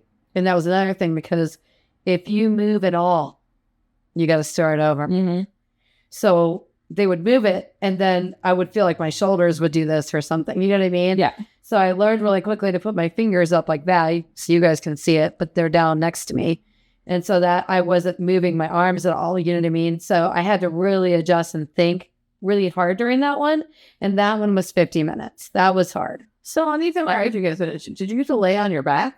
I had to be on my back. Yeah. Oh my God. Okay. So my only experience with that, I can't lay. Oh yeah. She's got an experience. I can't lay on my front, because even if they wanted me to, I could not lay on my front because of my implants. I can't lay face down. So I can't lay face down flatly. I've never laid down face front flat. But the only MRIs I've ever had to have are breast MRIs. So yeah, there's a wedge with 2 holes, and you're naked, and you have to lay down on your stomach on the wedge, and then you have to make sure your arms are hanging through the holes. I mean, what on the wedge? They wouldn't even have one my size. Oh no, trust me, because I don't fill up the holes. They're pretty big holes. But so there's just this giant really hard foam thing going down your chest bone, right? Oh, because they're not foam, they're the plastic coated foam. Yeah. So then you're just sweating. You're feeling. So you're just laying on and so you're kind of you're you're mermaiding out of the thing, and your chest is up, but then your arms are out in front of you, Superman style. And they've got an IV in you. And then, thankfully, though, they always put a headset on me and play music. Yeah, they offered me that. And I was like, I don't, yes and no. You can play music in the room, but I don't want you putting earplugs in my ears. And they were like, well, we can still speak to you through them. And I was like, oh, yeah, no, the headphones, that worked out pretty well. They didn't put earplugs in my ears. They just put headphones on my head. Yeah. And they pump music through it, which helps with the part because that's probably the most disturbing part of the MRI for me. But otherwise, I find it very soothing. But like you just go in and then the whole thing is just like yeah. No, I went down for a CAT scan, but at this point, when they do it on my shoulder, they were doing it because they don't think I tore my rotator cuff again, which is nice. You think they're wrong, but whatever. I'm not the doctor. They think that I've torn the labrum, the lining of my shoulder. That sounds fun. Totally possible. Like it hurts like hell today. Well, I had to have shoulder talk because when they did my PICC line for the trial for the T-pill cell, not to confuse everybody, they did the girl, they did it right at my bedside. And the girl was like, oh yeah, this isn't hurt at all. This is going to be great. No. And then I was like, it's hurting. And she's like, no. You don't know what you're talking about. I'm like, I'm sorry. No, Yes, I do. They burn when they go in. Is what I've heard from patients. Yeah. They burn when they go in. You can feel them going in. Right. And sure as shit can feel it coming out. Yeah. It hurt. And then I've never fully recovered. So like I'm getting a little bit better. Remember how I couldn't even lift my arm like this high? Yeah. And now I can lift it up about that high. I think they went through. I think they did nerve damage. Yeah, that's what Andy thinks. Yeah. My husband, I can say that. I am his kicker. Really good. But I think they went through my rotator cuff. I don't know why, but I feel that way. They might have, but who knows? And then they were so arrogant. No offense if people are PICC line nurses watching this, but they were really arrogant to me. Like, no, that there's nothing wrong. It wouldn't have been a PICC line, and I was in so much pain, remember, the entire time. And then months afterwards, Yeah. I couldn't lay on the side for like longer than 5 minutes. Barely move your arm when you were in the hospital. Yeah. So it really made, so now I'm like, great, with the T-cell trial, I'm going to have another PICC line probably. And I'm nervous. Everybody's different. So I think so after your rotator cuff, they would have had to start out here somewhere. And you're probably right. They go in through. So they went in through here. Sorry. Yeah. Here. And then They're in your, they're vein though, by the time. Yeah. So maybe it was nerve damage. Yeah. I don't know. there's a lot. It just flies without your brachial nerve is over there. Yeah. I think. Brachial nerve, that sounds horrible. I mean, whoever named that, like, in a freak it. Like, you know, a guy who was in a dirt bike accident. We were all like 21, 22. He was in a dirt bike accident, and the way that he got hit, impinged or severed his brachial nerve. So then he just had. If you've ever seen the people who wear like a full sling, like it looks like a leather vest that just holds their arm into down. It's because like his arm, he had no control over it. Like his fingers had started to curl under or whatever. It's because they damaged that nerve. So he lost all control of that arm. Oh, wow. Oh, wow. So it could be a lot worse than I'm complaining about. Yeah. But I mean, okay, look, to be honest, literally anything you could possibly like complain about, it could always be. That's true. Right. As there was, I mean, everybody's worse is their worst, you know, their experience or whatever. So then you're like through something that like I'm bitching about not wanting to go in an MRI, and you're like, hey, I get these bitches like all the time. I do get them all the time, and I just want to be able to lay on my back during one for that. I want to get another PET scan because I'm just curious to see, like, because I've been having a lot of pain in my legs and arms. I'm like, is it like going everywhere? And I just don't know. Like, it might just be radiating pain from it's fine, but I kind of want to get a PET scan or whatever scan. I just want to scan on my whole body so they can be like, everything's good. It does. It's cool when you look at it because it's like as if a camera's going through your head, like straight on like this down through you. It's really wicked. It's really wicked. Like I want a baseline scan. Has it started since Kat's illness that you're like, no, I've always been fascinated. I just want a baseline scan of anything. I just want to make sure I'm normal. It's good. Yeah. It's one of those things. But the weird part of PET scans are what they do because you get injected with this radiation and they walk in the room. You're sitting like this, dressed like a normal human. They walk in with a hazmat suit on and they pull this thing out of dry ice and they put it on the counter and then the needle's inside of this big metal piece. And I'm like, is this okay? Like, am I okay right now? You know, but they're doing it all day. But it's just like, you know, like it kind of freaks you out. Wait, you have to get injected with needles? Yeah, that you're injected with radiation. Yeah, they know. Well, I don't like anything with needles. Oh, okay. Well, then you don't want to get a PET scan. Because what it does is the radiation goes into like all of your tissue and whatever. So they see it's like 2 hours. Are we talking IV needles or like I feel like Well, they go through my I'm port. picturing the clawed needles just injecting your... No, it's one needle. It's one needle. Have you ever had any like iodine like with your with any scan? Well, my MRI, I get like contrast, but that's it. So it's that one. Same thing. You know, they would, if you didn't have a port, they would come in, they would put in a short like IV, they would put in just a little line, and then they would come in and they would push it through that. And then I still think one of the grossest things ever is when they flush the line with saline and you're like, and they're like, this tastes great. This is awesome. No, it does used to be heparin. I will say, ruins the taste of wine. Yeah. So, so it's one needle, but it's inside this big metal piece. And, you know, and they're in a hazmat suit. Like, it felt like, it, you know, I know I'm going to age myself here, but E.T. when they're coming to the house and they're like astronaut outfits, like, and they're, you know what I mean? Like, it's just like, whoa, like, why am I the only one in regular clothes right now? And you're the only thing I used to have to scare my sister. She was terrified of like, I don't think she was scared of ET, but all I had to do was freak her out. Although that scene, ET's going home. and like that scene is terrifying. It would terrify. It still terrifies me. Now, I mean, it's kind of like, you know, going to your dentist and they take a X-ray and they run out at the room. Yeah. They're like, are you pregnant? Is there a chance? No. Okay. And You're then laying down, they swing that thing around. It's like, okay. And it's like they run out and you're like, I have this weird chest thing on here. This is really doing it.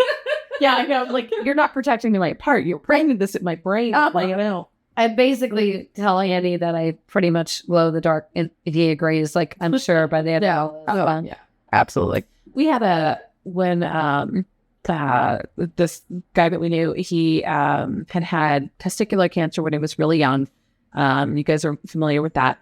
And A little bit. I don't mind saying it because they announce it on stage when he's playing with the band. Yeah. They're like, Andy has testicular cancer. When he was 23, and they're like, he has one ball. Okay, but in fairness, he only has one kidney now too, so that's very even. He's also, do they know that? Oh no, Yeah. we have. Well, Wait, I thought I told him about that. I don't know if we talked about it. I thought we talked about that. Maybe not. So her husband's had testicular cancer and what's it called? Renal cancer? Yeah, it came back, then renal cancer. So let's back up a little. When he had his treatment, so testicular cancer was caught really, really early, but he had another cancer in there called embryonal carcinoma, which is super, super rare. But we caught it really, really early. So they did a 2-week span, 8 hours a day for 2 weeks. They did cisplatinum, which is called the Red Dragon. It's like brutal chemo. The bag is like huge, and it's red. And so he was super, super sick. Lost all his hair, all this stuff. But he did the, I don't know what they call that. Like they did it because he was stage 0, but they wanted to make sure it wouldn't come back.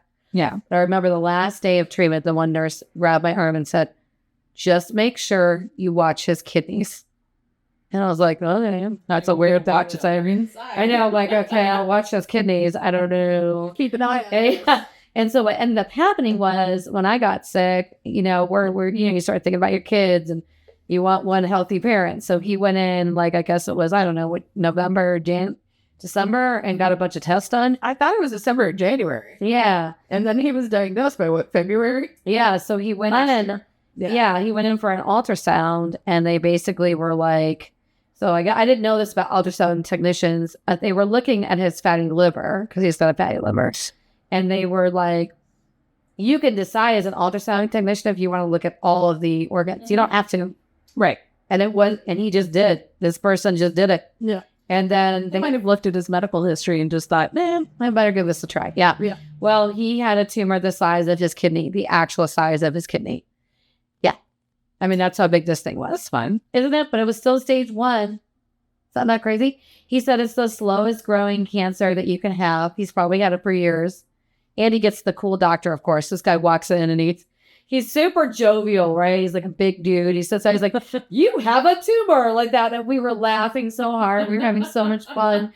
And then he's like, yeah, we'll just remove it. And he was super excited because they use the Da Vinci robot. Mm-hmm. And he's an engineer. He's the only person that we're excited about getting Yeah, his so- tumor removed. Like, oh, they're going to use I think everybody's excited about getting their tumor removed. right. Not like the same reason. So the doctor's like controlling this, you know, they do this injection here with the needles, and then they view the tumor to make sure, okay, it's too big. We got to take it out.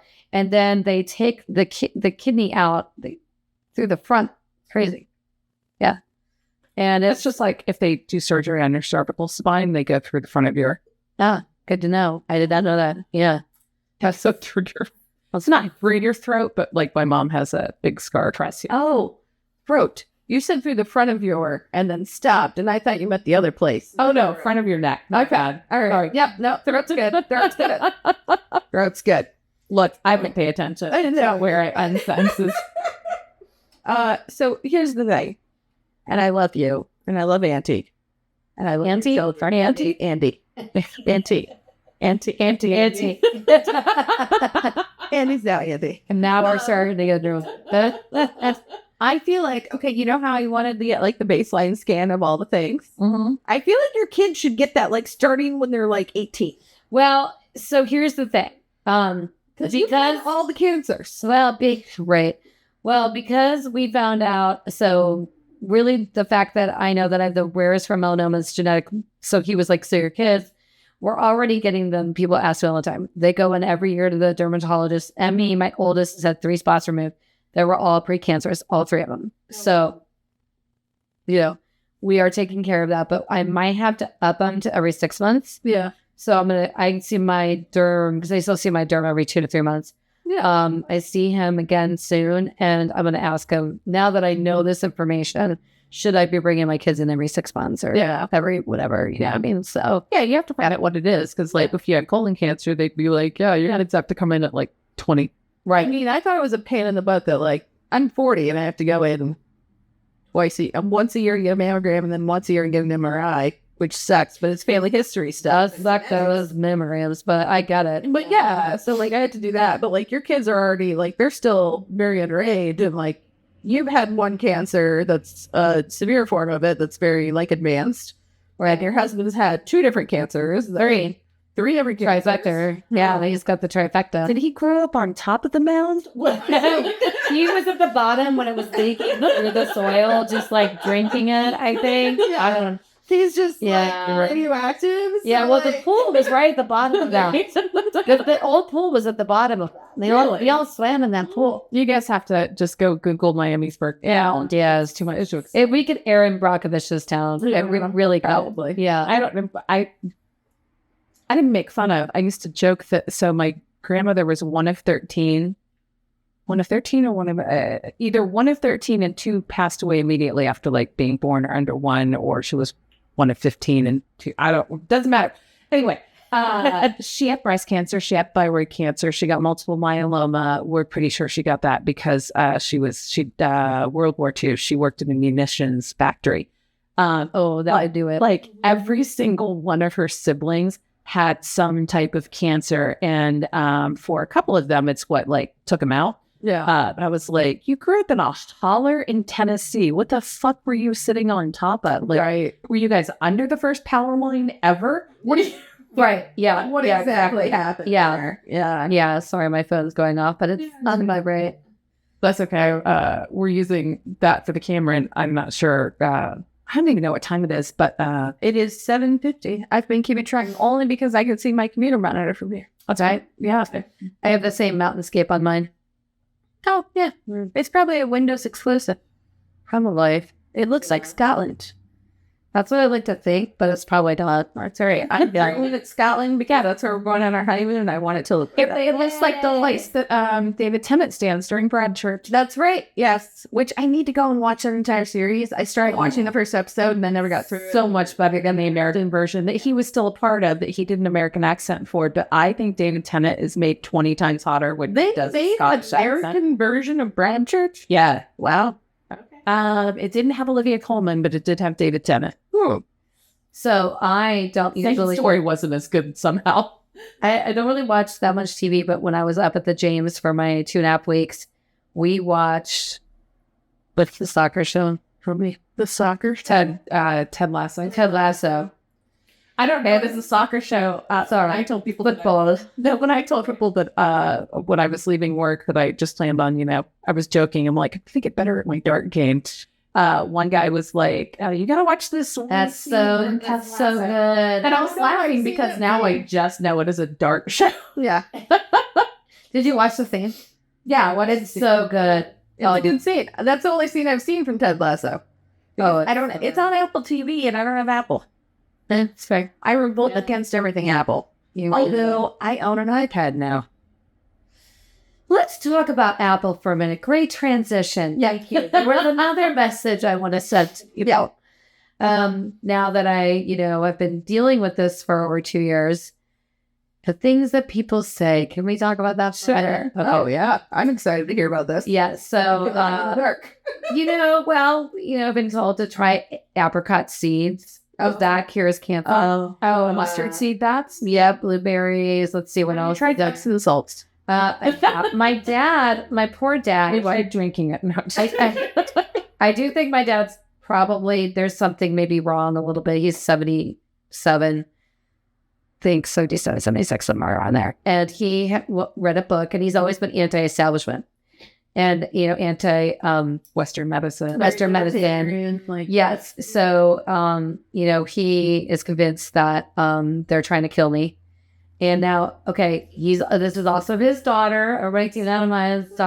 So he reads this book, and he wants me to start taking or drinking club soda every day, and also low doses of hydrogen peroxide. Well, I know it's not every day, so. Okay, don't. So, and it's not why you don't have cancer. Yeah. But also, hydrogen peroxide is toxic. They don't even want you using it on wounds anymore at home because it, much like chemo, it kills all of the tissue. Not just the infected tissue, it kills all the tissue. I'm still. So You might as well Donald Trump some bleach. I'm serious. Yes. And my poor dad, so he calls me about a week ago. He's like, I'm doing it right now. I'm making my first drink. And so it was 8 ounces of distilled water and 2 drops of the hydrogen peroxide. That was like a certain type of hydrogen peroxide. And he said something with food. I don't know. I tuned him out at one point, but then I realized he was drinking, and I was like, no, don't drink. Oh, okay. And you're supposed to do this for 23 days, and each day you add in a drop. So when his esophagus is eroded, we know why. And so I... is this why my ears don't work? Do you put peroxide in your ears? I was told to when I was a baby. No. Every 6 months, I clean them out with peroxide. Do you know what? Things have changed since you were a baby. Don't do that. It cleans them out real well, though. Do you know what they used to tell our parents, like especially our parents that were smokers when you had earaches? Yeah. Blow hot, take a drag off of a cigarette, blow in their ear. That's true, they did. It's because it was hot, not because it did anything. The smoke didn't do anything. Interesting. Our parents were just trying to give us cancer. Oh, no, the doctor told my mom to clean my ears out with that. Yeah, things have changed since then. Don't do that. You're not supposed to spray water in your ear or anything like that. I brought this up because Apple, the guy who invented, the iPad, what's his name? Why can I think of it? I don't know why I would call him Joe Apple, but that's wrong. Jobs. Of Jobs. Yeah, Steve Jobs. Steve Jobs. So Steve Jobs. In there somewhere. Steve Jobs. Yeah. I can't believe I just called him Wozniak. Wozniak is the other. Steve Jobs got the easiest of the pancreatic cancers, and there's like a couple different types, and he got the easiest kind, the kind that don't kill them. Well, this is what he did. He said, I will not do Western medicine. I will only do homeopathic or whatever they call it. No. But he was also fruitarian. Right. And so, but long before he got cancer, actually, it's a fruitarian that probably, well, he ate fruit. That probably, I don't know sugar. I'm gonna throw this out there. Yeah. That probably led to part of his pancreatic cancer because that much sugar is horrible for your pancreas. Should we use him as an example why you should eat broccoli? Maybe. Ashton Kutcher got pancreatitis because he did the method acting thing. And I don't know why you'd want to method act being Steve Jobs. He was a horrible human being. Oh. So he decided to switch to my fruit diet and got pancreatitis. I feel like diet sounds better than diet because that sounds like a horrible diet. So diet sounds like a better version. The point of all this is, all I need to know is that he had the easiest pancreatic cancer, and he did homeopathic or whatever you want to call it. I know I'm not saying that right. Somebody's going to correct. No, it's homeopathic. And died. So I'm not saying don't do it alongside with your treatments, but Patrick Swayze did, I think, the regular treatments and died because. but he had the pancreatic worst. cancer. He had the worst one. Don't survive Yeah. pancreatic. So here's the thing. I have an uncle who had pancreatic cancer. Oh, then apparently he did survive, or did he die? No, he died. Okay.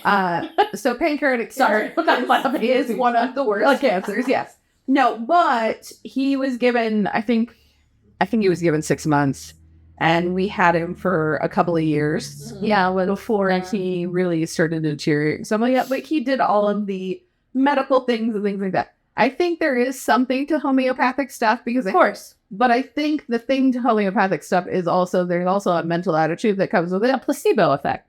There's a placebo effect. And honestly, I think the placebo effect works in certain circumstances. It's not going to cure you, but I think it helps longevity wise. Right. The body, don't worry, be happy way of life. Yes. Modern medicine is what's going to prolong things. And I think there's also a placebo effect with homeopathic stuff that makes you feel like it's going to last longer.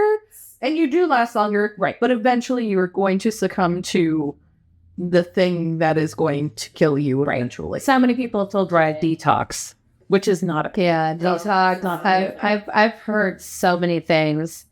And that's what's hard. And you look at these people, and of course, their hearts are in the right place. They're not trying to be mean. They want to help. But it's very difficult when you're going through all this to like every day be like, yes, apricot seeds. I need to try those. I just think that, like, do we two end up? Apricots? No, they taste like seeds. Enjoy. I don't even know. Yes. Parents, I don't know. Someone walked up to me at the grocery store. If you like, Oh, that's a thing too, because this is a small community, and like you're like a local celebrity for the wrong reasons at this point. 100%. Yeah, 100%. Yeah, I'm surprised that like Special Wish hasn't come around to be like, oh no, dude, what could you get? Oh, what would you wish? Do they have the gloves? You know what I want to do? Okay, so If the Make-A-Wish Foundation had adult versions, I want to know what. I want to go to one of those resorts where you can see the water, like see the sand underneath the water. Like you could literally look down and see the sand. Like clear blues. Yeah. And just like be with my family and friends. I want my closest friends and my family. I want to see the ocean one more time. Have you ever been to an ocean where you see? No, I haven't been to one where I can see all the way down, but I've been to the Gulf. I've been to Navarre Beach. Just You can see in the Gulf. You never no. I mean, well, I don't I- know how far you get. you can't. You can see it more than you can in the Atlantic Ocean. The Atlantic Ocean, also awful. Pacific Ocean, also Yeah, it's, like, awful. dark. Anywhere in the United States, Yeah. there's no. I will argue you. There's nowhere in the United States you can go out into the water and see your feet. I also will say there's no place you can go without fucking jellyfish, so I don't go in the ocean. Yeah, No, fair. But we went to Navarre Beach once. That's in the Panhandle, and it's beautiful water. It's not clear. I mean, But it's not clear. Yeah. It's not clear. I'm talking about one of those places. Turks and Caicos. Right, and there's like a thing. in St. Thomas. You're Any of those places. Your house or whatever you're staying is like right on the water. Oh yeah, like a hot you think of like that. Like yeah. I want to go one of those places where like you have to like do the little boardwalk thing to get to your hut that's in the ocean. Right. So I've never been to one of those places, but I've been to several places where like you can walk out into the ocean, sandy ocean, and look down through the water and see your feet through the fucking ocean. That's cool too. I mean, And that is well, and you can see the jelly. and of course, like No, because there's no jelly like there. there's jellyfish. I hate fish. I'm terrified of I jelly. hate things in the ocean, which is why I need to see Well, we were at St. George Island, 2017. There were like jellyfish all over the beach in St. George because there had been a storm out in the Gulf. So then you just get jellyfish white. Actually, that was after. Was that before? I feel like you're tainted by jellyfish. I've literally never seen a jellyfish. So we were in. I did go out in the ocean. Yeah. Because like my favorite. It used to be global warming change things. I used to like to go to Virginia Beach because you out in the ocean, no jellyfish. It's too cold for the little jellyfish. So we're down in St. George. I'm like, okay, I'm going to go out. Yeah. In the water to my chest. I looked over and I was like, shit. And you know how you can't run. Yeah, you can't run very fast. Yeah. And the my ex's dad was like, did you see a nope? Uh-huh. He called them all nopes. Nopes? Because you look over and you're like, nope. Yeah. No, I'm terrified of jellyfish. I don't want to be stung by one. Oh my And I feel like I got stuck by built what? it- I feel like I've built it up so much that it's probably not that bad, depending on the kind of jellyfish. It definitely stings. But and don't pee on it. That's a myth. No, that is not. We found that out. That's not a thing. I had Andy try to pee on it. Yeah. I might have started something there. I would. The past couple of years that that's a myth that you shouldn't pee on it. So there is a time period in the Outer Banks, and so don't go there. Where We were in Ocean Island. They had fucking jellyfish. So what happens is it's only like a week. It's like not even a week, like 4 days. And all this cold water comes down, and then all these jellyfish, they're all dead, by the way. But they can still, but their tentacles are still like, I don't know what good. They can be dead, they still Yeah. sting you. And so we got there right at the beginning of that, and we always would jump in the ocean with our clothes on like idiots, because we're like, we're our house, and then we jump in. And I jumped in like there was like 3 of them, and they got me in a couple different spots, and I was like screaming, and then Andy peed on my. I know we liked Friends. I don't know. They did that, and then we were like, that's not working, and so we went to the aid station. And Now you just said pee on you. Yeah. I just had my husband pee on me. Sanitary. That is one thing that's true. That's true. You're Sterile. It's sterile. It's sterile, Sterile. until it's not. Like I think it's like 3 P's out of the stuff.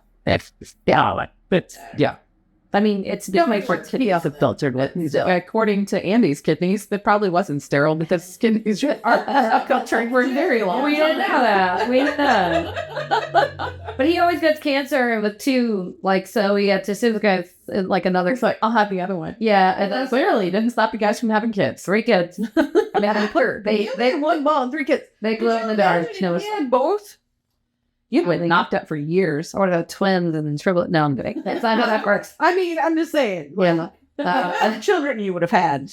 I just wanted 3. I want to go. Yeah. No, wait, we've had this conversation. Didn't want any. I didn't want any until I did, and then I wanted all of them. I wanted 3, and I got my 3, And then he quit. and then I quit. And they only look like cat. I think Emmy's starting to look like Andy. I don't No, know. I think they all look like you. They all look like Finn. It still looks like you. I feel like it depends on where you're at in life too, because like right now, like I've always looked like my dad. Always. It's true. Always on my dad. Yeah. But now, like I don't have your dad in you. I look like my mom now. Oh no. I've always acted You don't like see my his, mom. her dad? I always act like my mom, but I always look like my dad. I want to see Buddy in her. It's even that it's the eye and the nose, the eyes and the nose. So my sister, if you look at my mom's high school pictures, like her senior year pictures look exactly like my sister. But like my sister acts more like my dad and I act like more like my mom. But you sound like your mom. But your mom and your Yeah. sister is so much alike. They are. Right. They will not ever admit, but they are very much alike. A bunch of like. Yeah. Do they watch this? Sorry. No, neither one of them do. Yeah. So the thing is like me. Okay, so mom's personality is split between me and my sister, right? So like I have her split personality. So my sister gets all of my mom's like mom energy, right? And then I have all of my mom's non-mom energy in my personality, which is a lot of her Karen energy, which I'm not super proud of, but you know, I'll take it. I mean, you guys do get She cares though for touch. Right, cares. use it for good. Yeah. So I'm not mad about it, but also like, I mean, like, she gets 25 limes right. when we're in Chicago. We went to a bar and she got 25 limes for free just to take Like, there's 25. But basically, she asked for wines. They gave her a lot because I feel like they were scared of her. They were probably. Yeah, she gets things done for sure. Yeah. But like my dad, like this is how I know I look like my dad. I went back to where I went to high school and my dad and mom went to high school. I was in a football game one night. It'd been years since I'd gone to high school. Literally just walking around the football field and some dude looked at me and goes, "Oh my God, your buddy's kid." And I'm like, "No, the fuck are you?" So I'll show you guys a picture sometime of my my dad, myself, and my aunt, and my dad's 50th birthday party. And there's a very specific look in our family. Yeah. And at some point it just skews toward my dad's mother. Yeah. But for the most part, we all look like his dad. As we get older, slide into grandma. Yeah. But I look exactly like my dad. So they had dad just running around with all these people in his hometown, and they all would like show cars together, like be at John Bryan Park or whatever. and they had this old friends reunion. Mm-hmm. And I walked in, and there's like 80 people there with like kids and stuff. And I'm like trying to find my parents. And this woman, Carol, who I'd heard about my entire life, so many fun stories about Carol. Carol, with her arm all bandaged up because of the brown recluse that bit her, comes up and goes, just didn't say anything, didn't ask what I was looking for, just walked up to me and went, "You Leroy's kid?" Yeah, I was like that. It's freaky, right? Yeah, I'm doing like over there. Well, that's the thing. So I feel like when I was younger and skinnier, like I look a lot like my dad, and I've always acted like mom. And honestly, even if I don't act like mom, I sound like her. The other sounds just like literally a week ago, my sister calls me on the phone in her car, and her youngest son, who's 3 years old, is in there, and he's chatting with me, and like, she's facilitating the chat, like, "Oh, we just went to the swim lessons, and da-da-da," and I'm asking it how it went, and da-da-da. And she goes, "Okay, we'll say goodbye, we're gonna go." And he was like, "Bye, Grandma." And I was like, "No." And Brooke immediately goes, "That's not Grandma." I was like, "It's fine, I have the same voice, I get it, it's fine." Like, they're never on the phone, they're never gonna distinguish between me and my mother, and that's fine. But in person, people have always associated me with my dad that knows my dad. Right. A lot of people don't know my dad. They've met my mom, so they may be like, "Oh, you're her daughter." And I'm like, "Yeah." But I look more like him, I sound more like her, and I act more like her. But as we've got Some of your dad, though. well, as I've gotten older, though, I've started acting a little bit more like him because she was the family person with kids and whatever else, and I'm single and I don't have kids, and so my dad's a part of that. Well, not the kid thing. Yeah, yeah. But like, the funny part is, She can take care of my kids. the chubbier I get, which I've gained a lot of weight in the past 2 years. Yeah. The chubbier I get, the more I start looking like You're so. I thought you were gonna. You definitely don't act like your dad because your dad is like not in a bad way. Please don't take this in a bad way. Oh no, your dad is a sloth personified. Oh no, he moves up so. And then No, his nickname's Eeyore. Yeah, Eeyore. He's Eeyore in person. Yeah. Eeyore, he's fine. Yeah. Yep. I still don't have a job, by the way. So if anybody's So overqualified for so many things. that's nice, but unless you actually have a degree, they don't care like and what you can do. We're hiring a registered med. Sorry. Like, am I allowed to say that? Yeah. Yeah. I'd love to say whatever you want to say about their stuff. Such a great company. Well, because when I worked at, now I can say whatever I want. When I worked at Quest Diagnostics, I had to file a form. They didn't understand why I filed they called a conflict of interest form, but they told us why we had to do these things. So I filed one. And then the lady contacted me and said, "I don't understand why you filed this." And I said, "Because it is a public podcast." And she goes, and I'm like, "Yo, I've had doctors find me on Facebook and Twitter and try to friend me. I don't want them finding something else that I'm doing and then you having a problem with it." She was like, "Well, don't talk about the industry or the company." And I'm like, "I promise you nobody gives a fuck." No, like, so you remove that. Anyways, my company is hiring you, and they're an amazing company. They've stuck by me through all of this. Yeah. 100%. Well, there's been a couple of things recently. Sorry. Yeah. Well, You're like, "God, can you get over it already?" I know. I'm like, it's been 2 years. Like, come on. Well, it's only because they're trying to grow, and I'm part-time network. That is understandable. And there's a business, they're trying to run a business. So I also like, they should publicity-wise illegally fire you. No, they luckily they love me, but also I'm now to the point where, of course, as you guys all know, like, eventually I'm going to have to leave. I can't do this forever. Well, yeah. But I work from home 3 days a week. It's not a hard job, and I love doing it.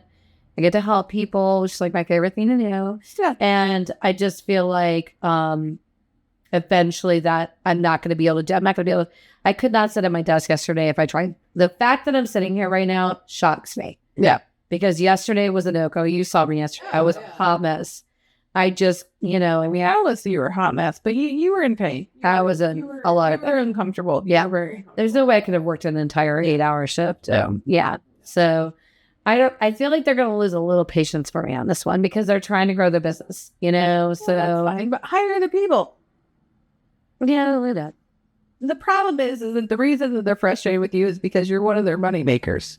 That's true. You are a force to be reckoned with when it comes to sales and things. Like, you're very good at what you do. You're very good at what you do.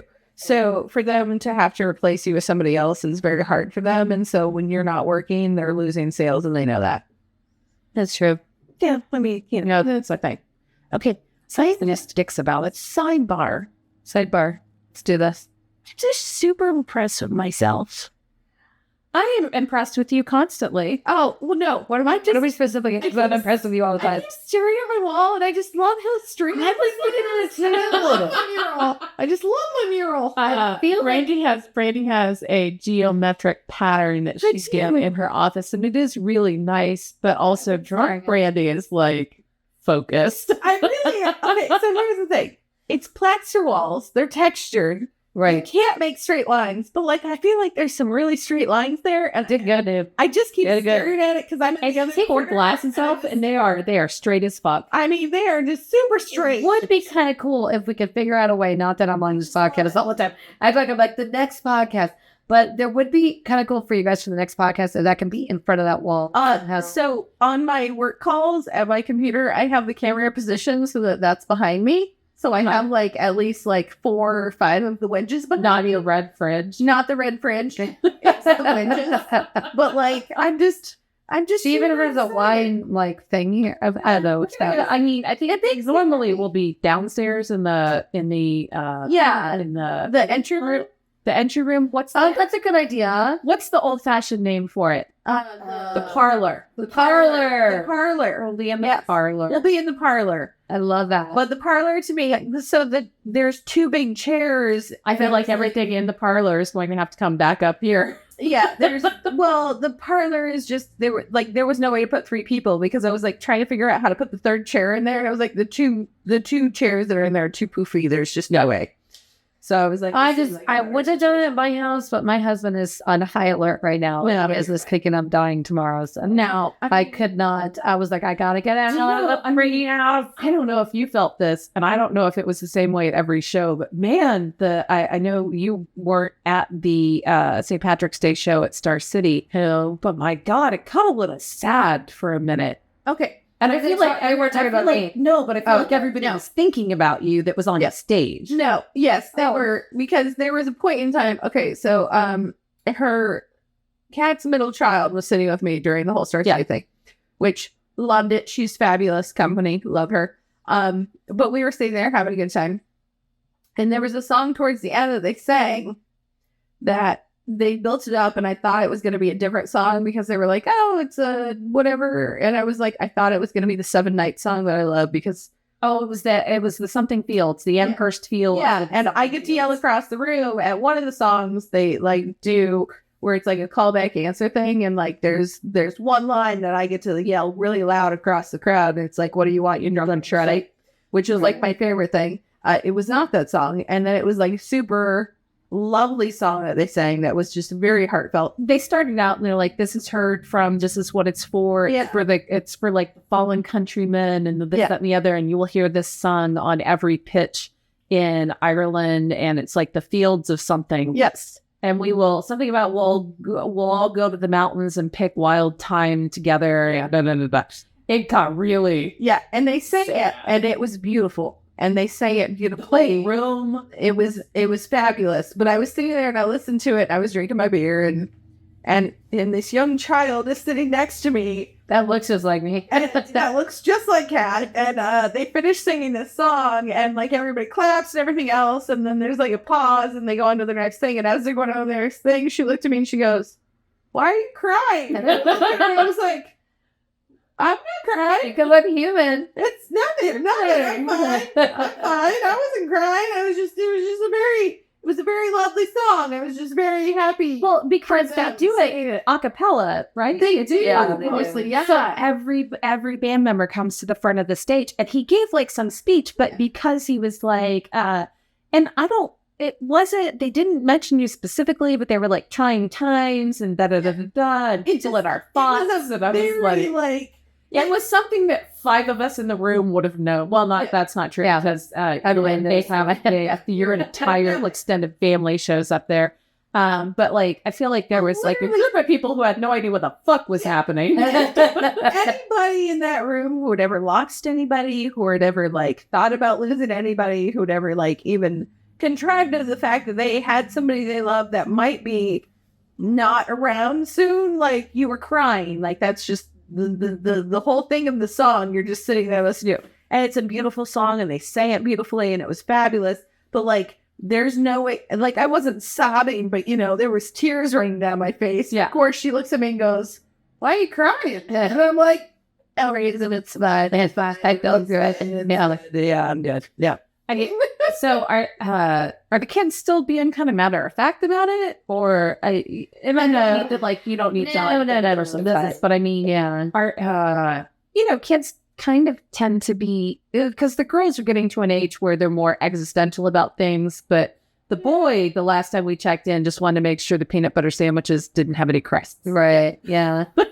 And then he had his moment of bad moment of, why is it got to be you? And it was, makes me cry every time. Yeah. I mean, the kids are, but I'm like, cancer doesn't care who you are. No. Doesn't care what color your skin is. Doesn't care if you're a child, if you're an adult, if you're old, if you're young, it doesn't care. And I try to tell him that, and I'm like, I don't know why I know this, but I think there's like a bigger picture for me, and I don't know what that is, and I don't know what that entails. I'm not trying to pull religious on all you guys, but I do feel like, maybe, hopefully, there's something, but I don't know. Okay, there was the thing. Of all things I know, you've never been the most religious person I've ever met.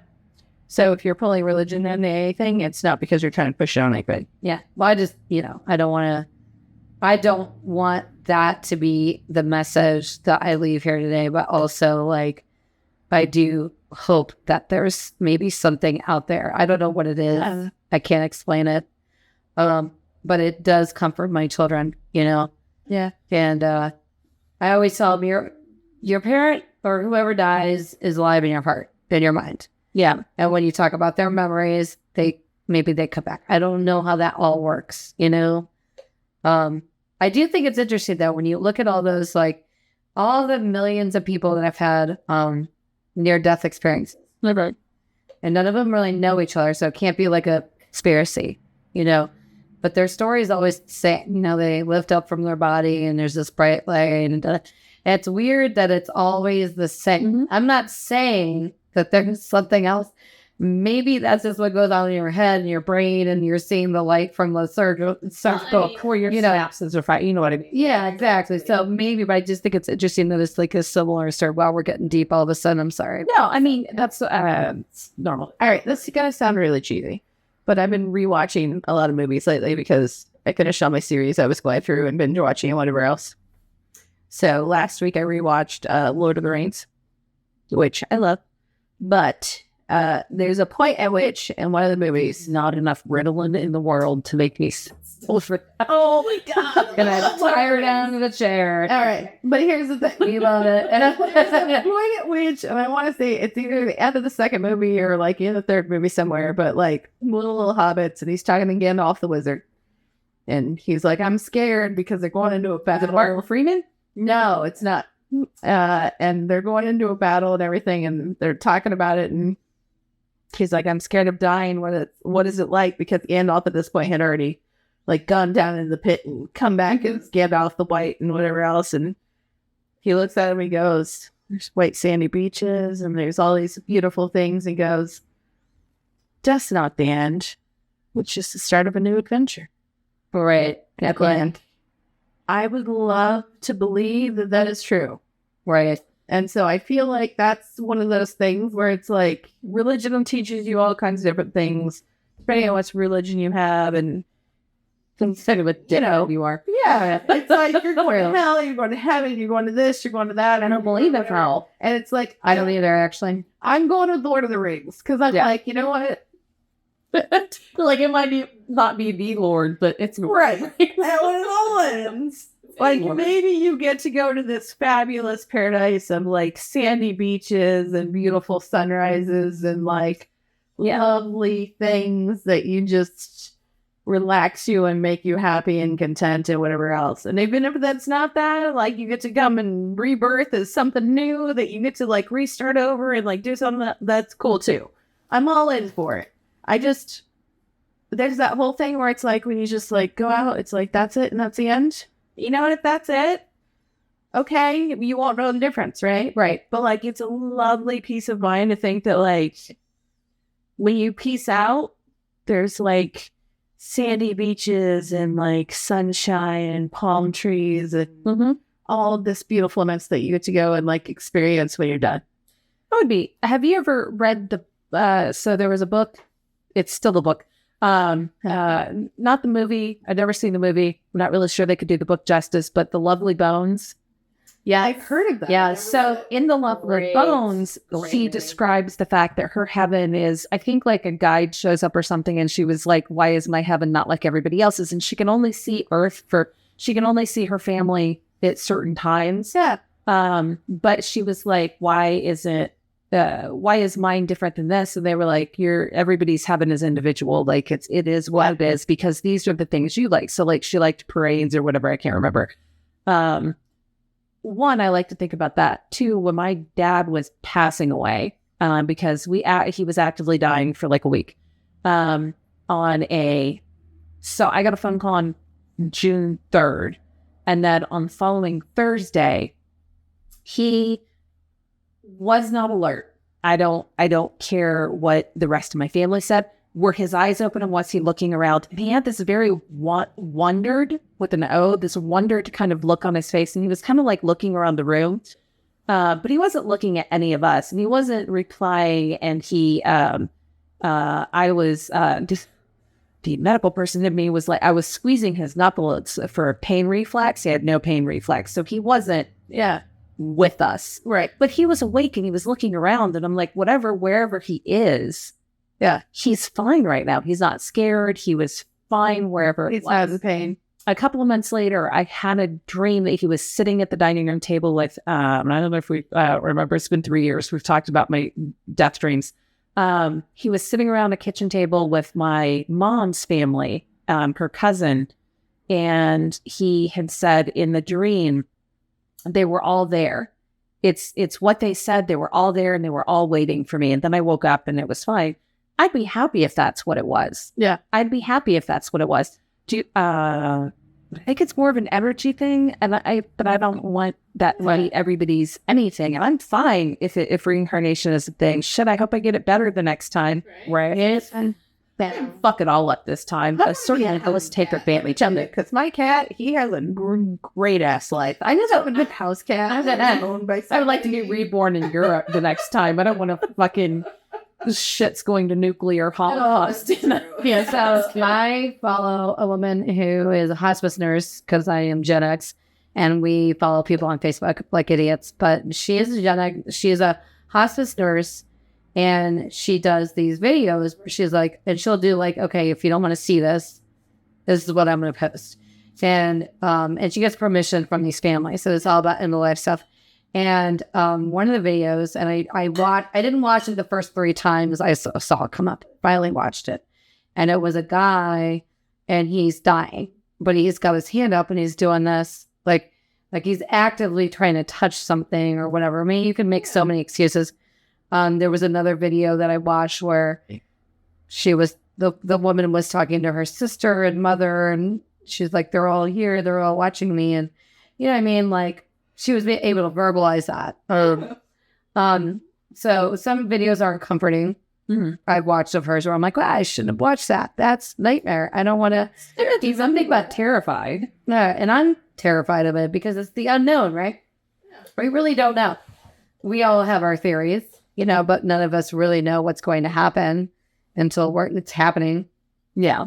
So, but you're right. If it's nothing, then I won't ever know. But, I think it's what bothers me is not my death. It bothers me that everybody else is going to be in pain. Like, yeah, thank you and the kids. I mean,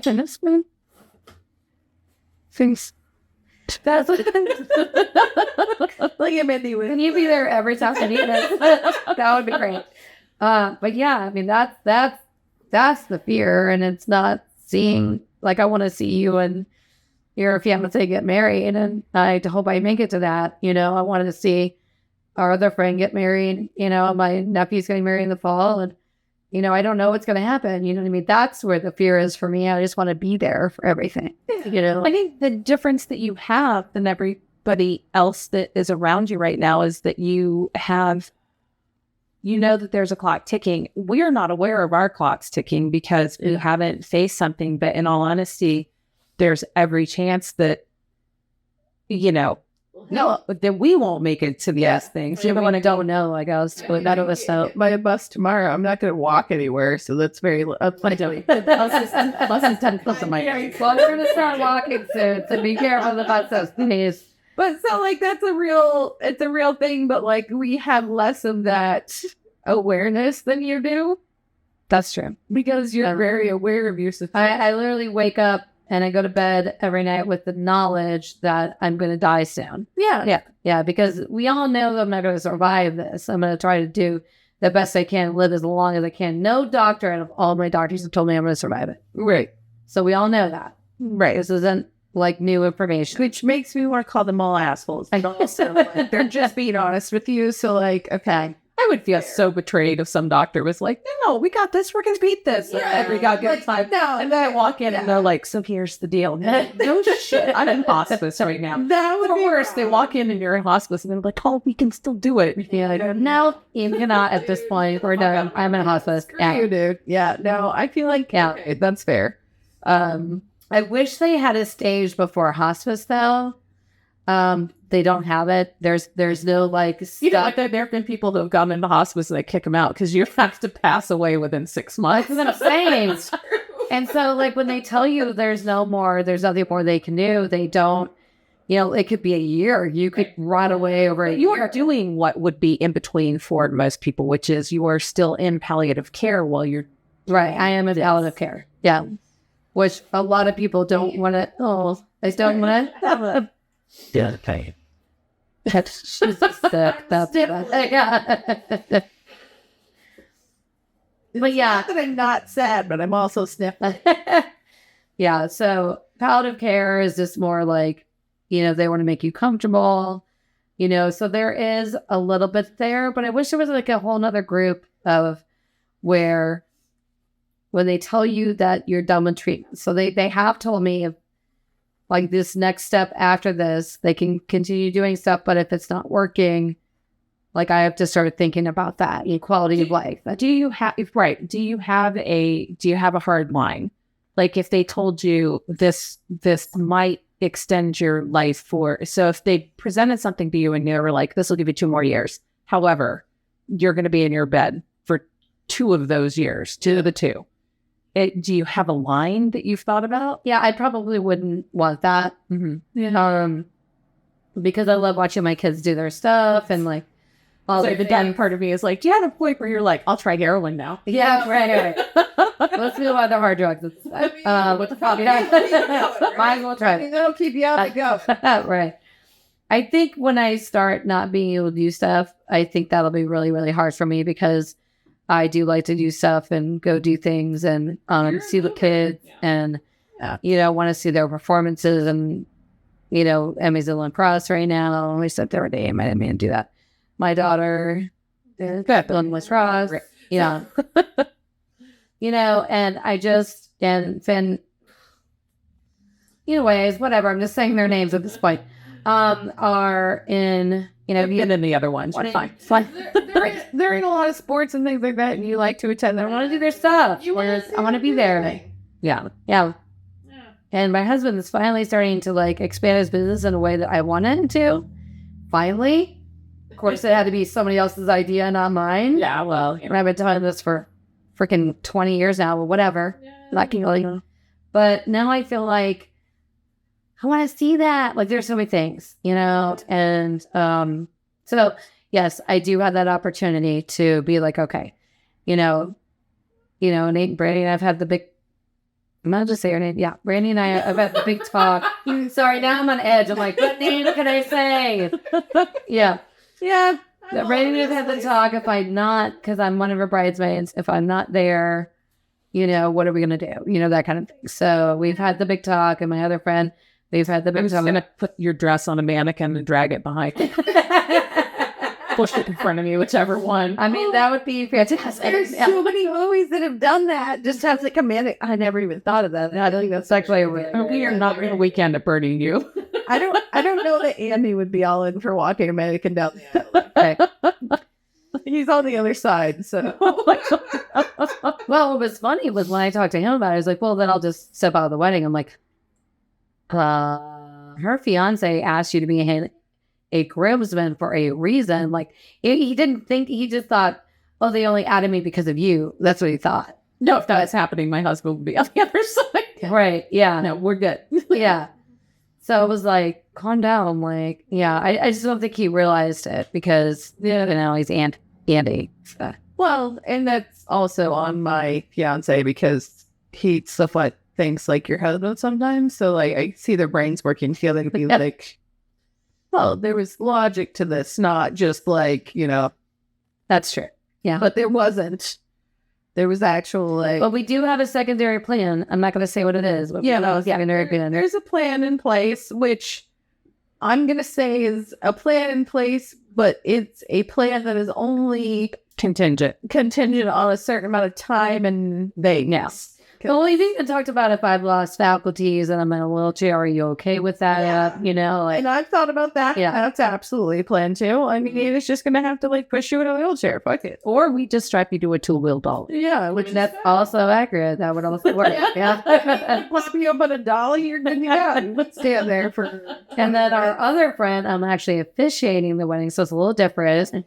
Yeah, so I have my license through lifechurch.com. Yeah, that one's a little harder. You have to actually be able to talk to that one. Right. So the secondary plan is if I'm not there, that my husband is going to read what I wrote, which kind of stinks, but yeah. I mean, I was not how to get through that. He won't be as funny. Yeah, I don't know. He'll do pretty good with the Princess Bride. He'll be doing okay. He'll do it. He won't be as funny as you would. Yeah, it's true. Hilarious. I mean, that's just.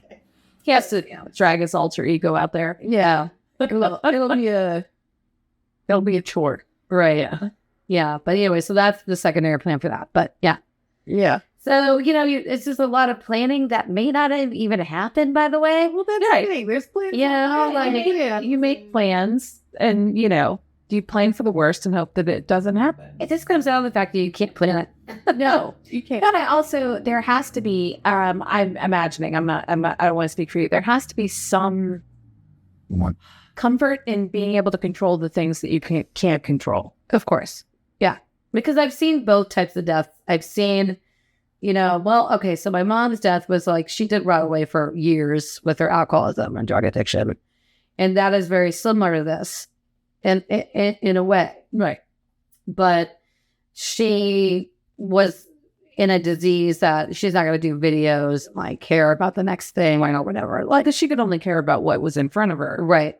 Yeah. So it's very debilitating in that way. But then when she did die, it was such a shock and so horrifying and horrible, But I do feel like I say that, but then I just had a friend whose dad he just got diagnosed with bile duct cancer. I never heard of this. Say bile duct cancer. The liver gallbladder thing. Oh, when you burn up the last thing that you can throw out, not a bile. Yeah. So the duct that conducts stuff. Oh, all right. I think so. We're just gonna. Yeah. I mean, what's horrible is it spread to his bones. Yeah. It was fine when they found it, and he lived 2 weeks. That's it. Dear God. It was so quick. And then one level, you're like, well, he's not in pain anymore. But another level, you're like, that is so fast. Like, he didn't have time to even process it. And he had his only child is my friend. And, she didn't have time to really process it. So the funeral is tomorrow, actually. Wow. And I just feel so bad because, and then, of course, I'm going through what I'm going through. And as a human, I do feel like that's why I was so emotional all week, I think, too, because I was thinking about how quick that was. Once it went into his spine, it just went everywhere. Right. Yeah. And I'm like, oh, somebody freaks. You know what I mean? So there's that kind of panic, even though that's not me. It's not, Right. and that's super selfish. I was told I didn't need to panic like that until it went into your brain, and it's not in your brain yet, so I'm not in panic mode yet. My favorite thing, they did an MRI of like right, and nothing was there. Nothing was there. Did I say that? And he said that to me. We ran into him, and I think he had said something about the scans. And there's nothing in her brain. That's like, not a Magra. Nothing in my brain. Right. That's what I was told. I was like, as soon as it gets to your brain, then it's like it's done. So, and I was like, Not necessarily done though, but you have to remove them. You don't have a choice. yeah, there's Just put no her in your like brain. those are like finality things. And Yeah. Well, I feel like the last time you got your brain scan, there was nothing there, and it was like, all right, there's nothing in the brain. Cool. nothing in the brain. Nothing in the brain. Nothing in the brain. I mean, that's fair. They should have at a cancer center, like when your MRI comes back clear. If you're there, they can tell you right then and there. They just hit a button and it's Taylor Swift. They're like, Yeah. nothing in the brain. I know, yes. Yeah. I wish they could tell you right away. And yeah, But I guess that's liability. well, when I did the spine scan, it was funny. There was two nurses. The male nurse was super sweet. He hooked up everything to my port and all this stuff and was so nice and patient. And the female nurse was actually not very nice. It was like super frustrated with my claustrophobia, but I went in, everything was fine. And when I came out, you always know when the scan, I always say, you always know when the scans are good because they do this. Oh, they do the head tilt. Yeah. There's the head It's like, well, tilt. good luck to you. I was like, wow, No, I don't got even it need myself. Yeah. So terrible. Because I know what they're looking at. Like, that's stupid. Yeah. Yeah. It's like we can't help. And then he did the other tilt, like this way. And I was like, yeah, I'm straight. See you next time, buddy. Yeah. I was like, cool luck to you. Yeah. Right. It's terrible. Yep. That's how you know if you ever have to do that. The head tilt. It's the head tilt. The hell tilt. Yeah, the doctors do it too. They'll walk in and sit down and go, you're like, okay, here we go. Yeah, I think they do a thing when dad was sick, they would like sit down on a little stool and then like pedal themselves up to, like, oh, yeah. to be like personal so that they can put their hand on your knee and be like, What's going on, girl?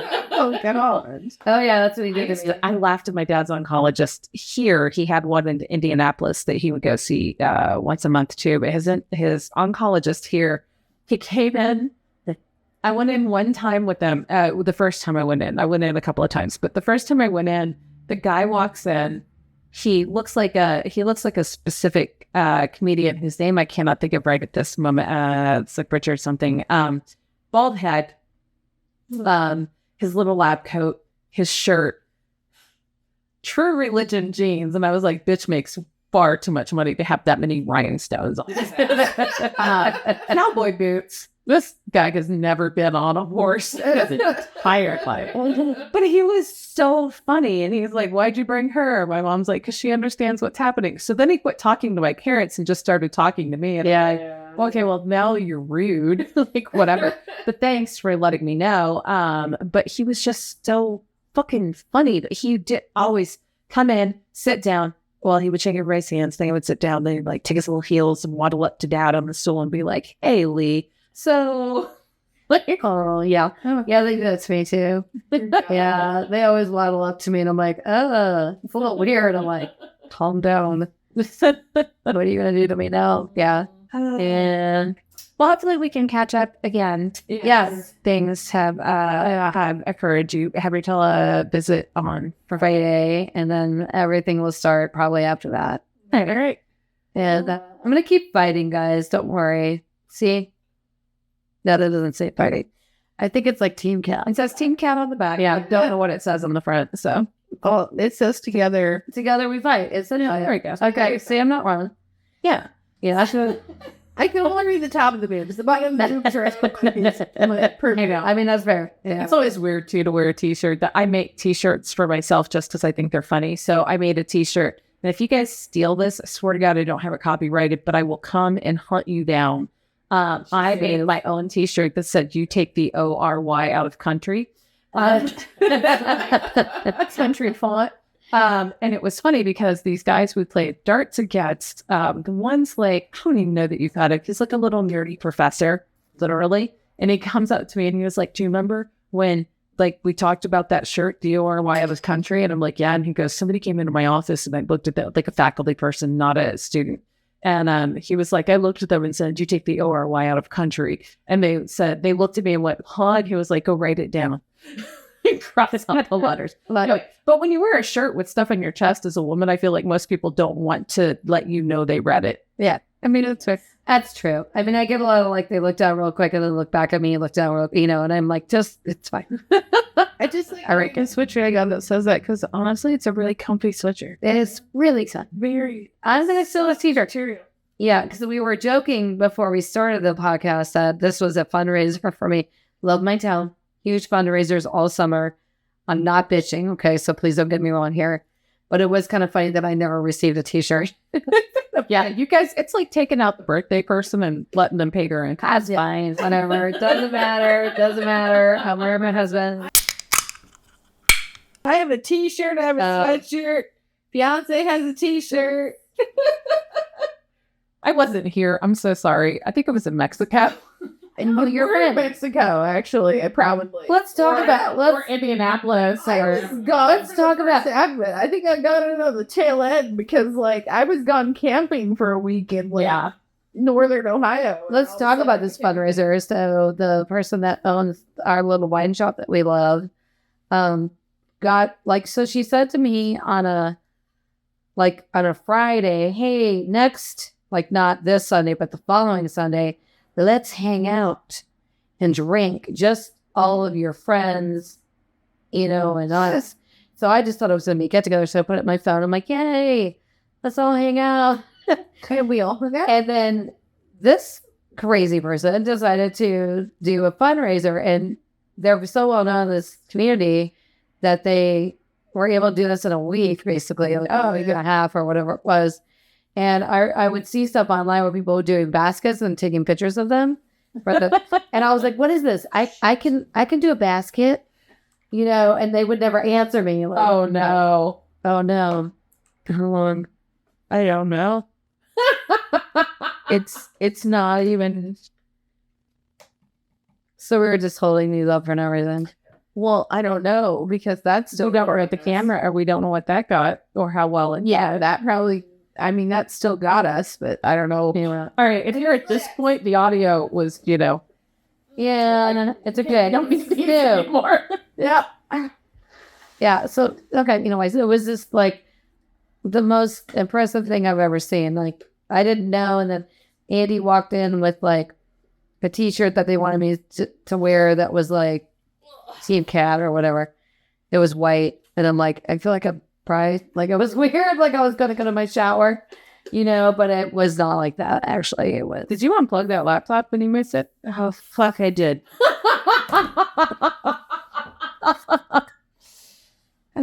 What happened? But we spent this time together, and that's The laptop died. That's what happened. The laptop died because I'm an asshole.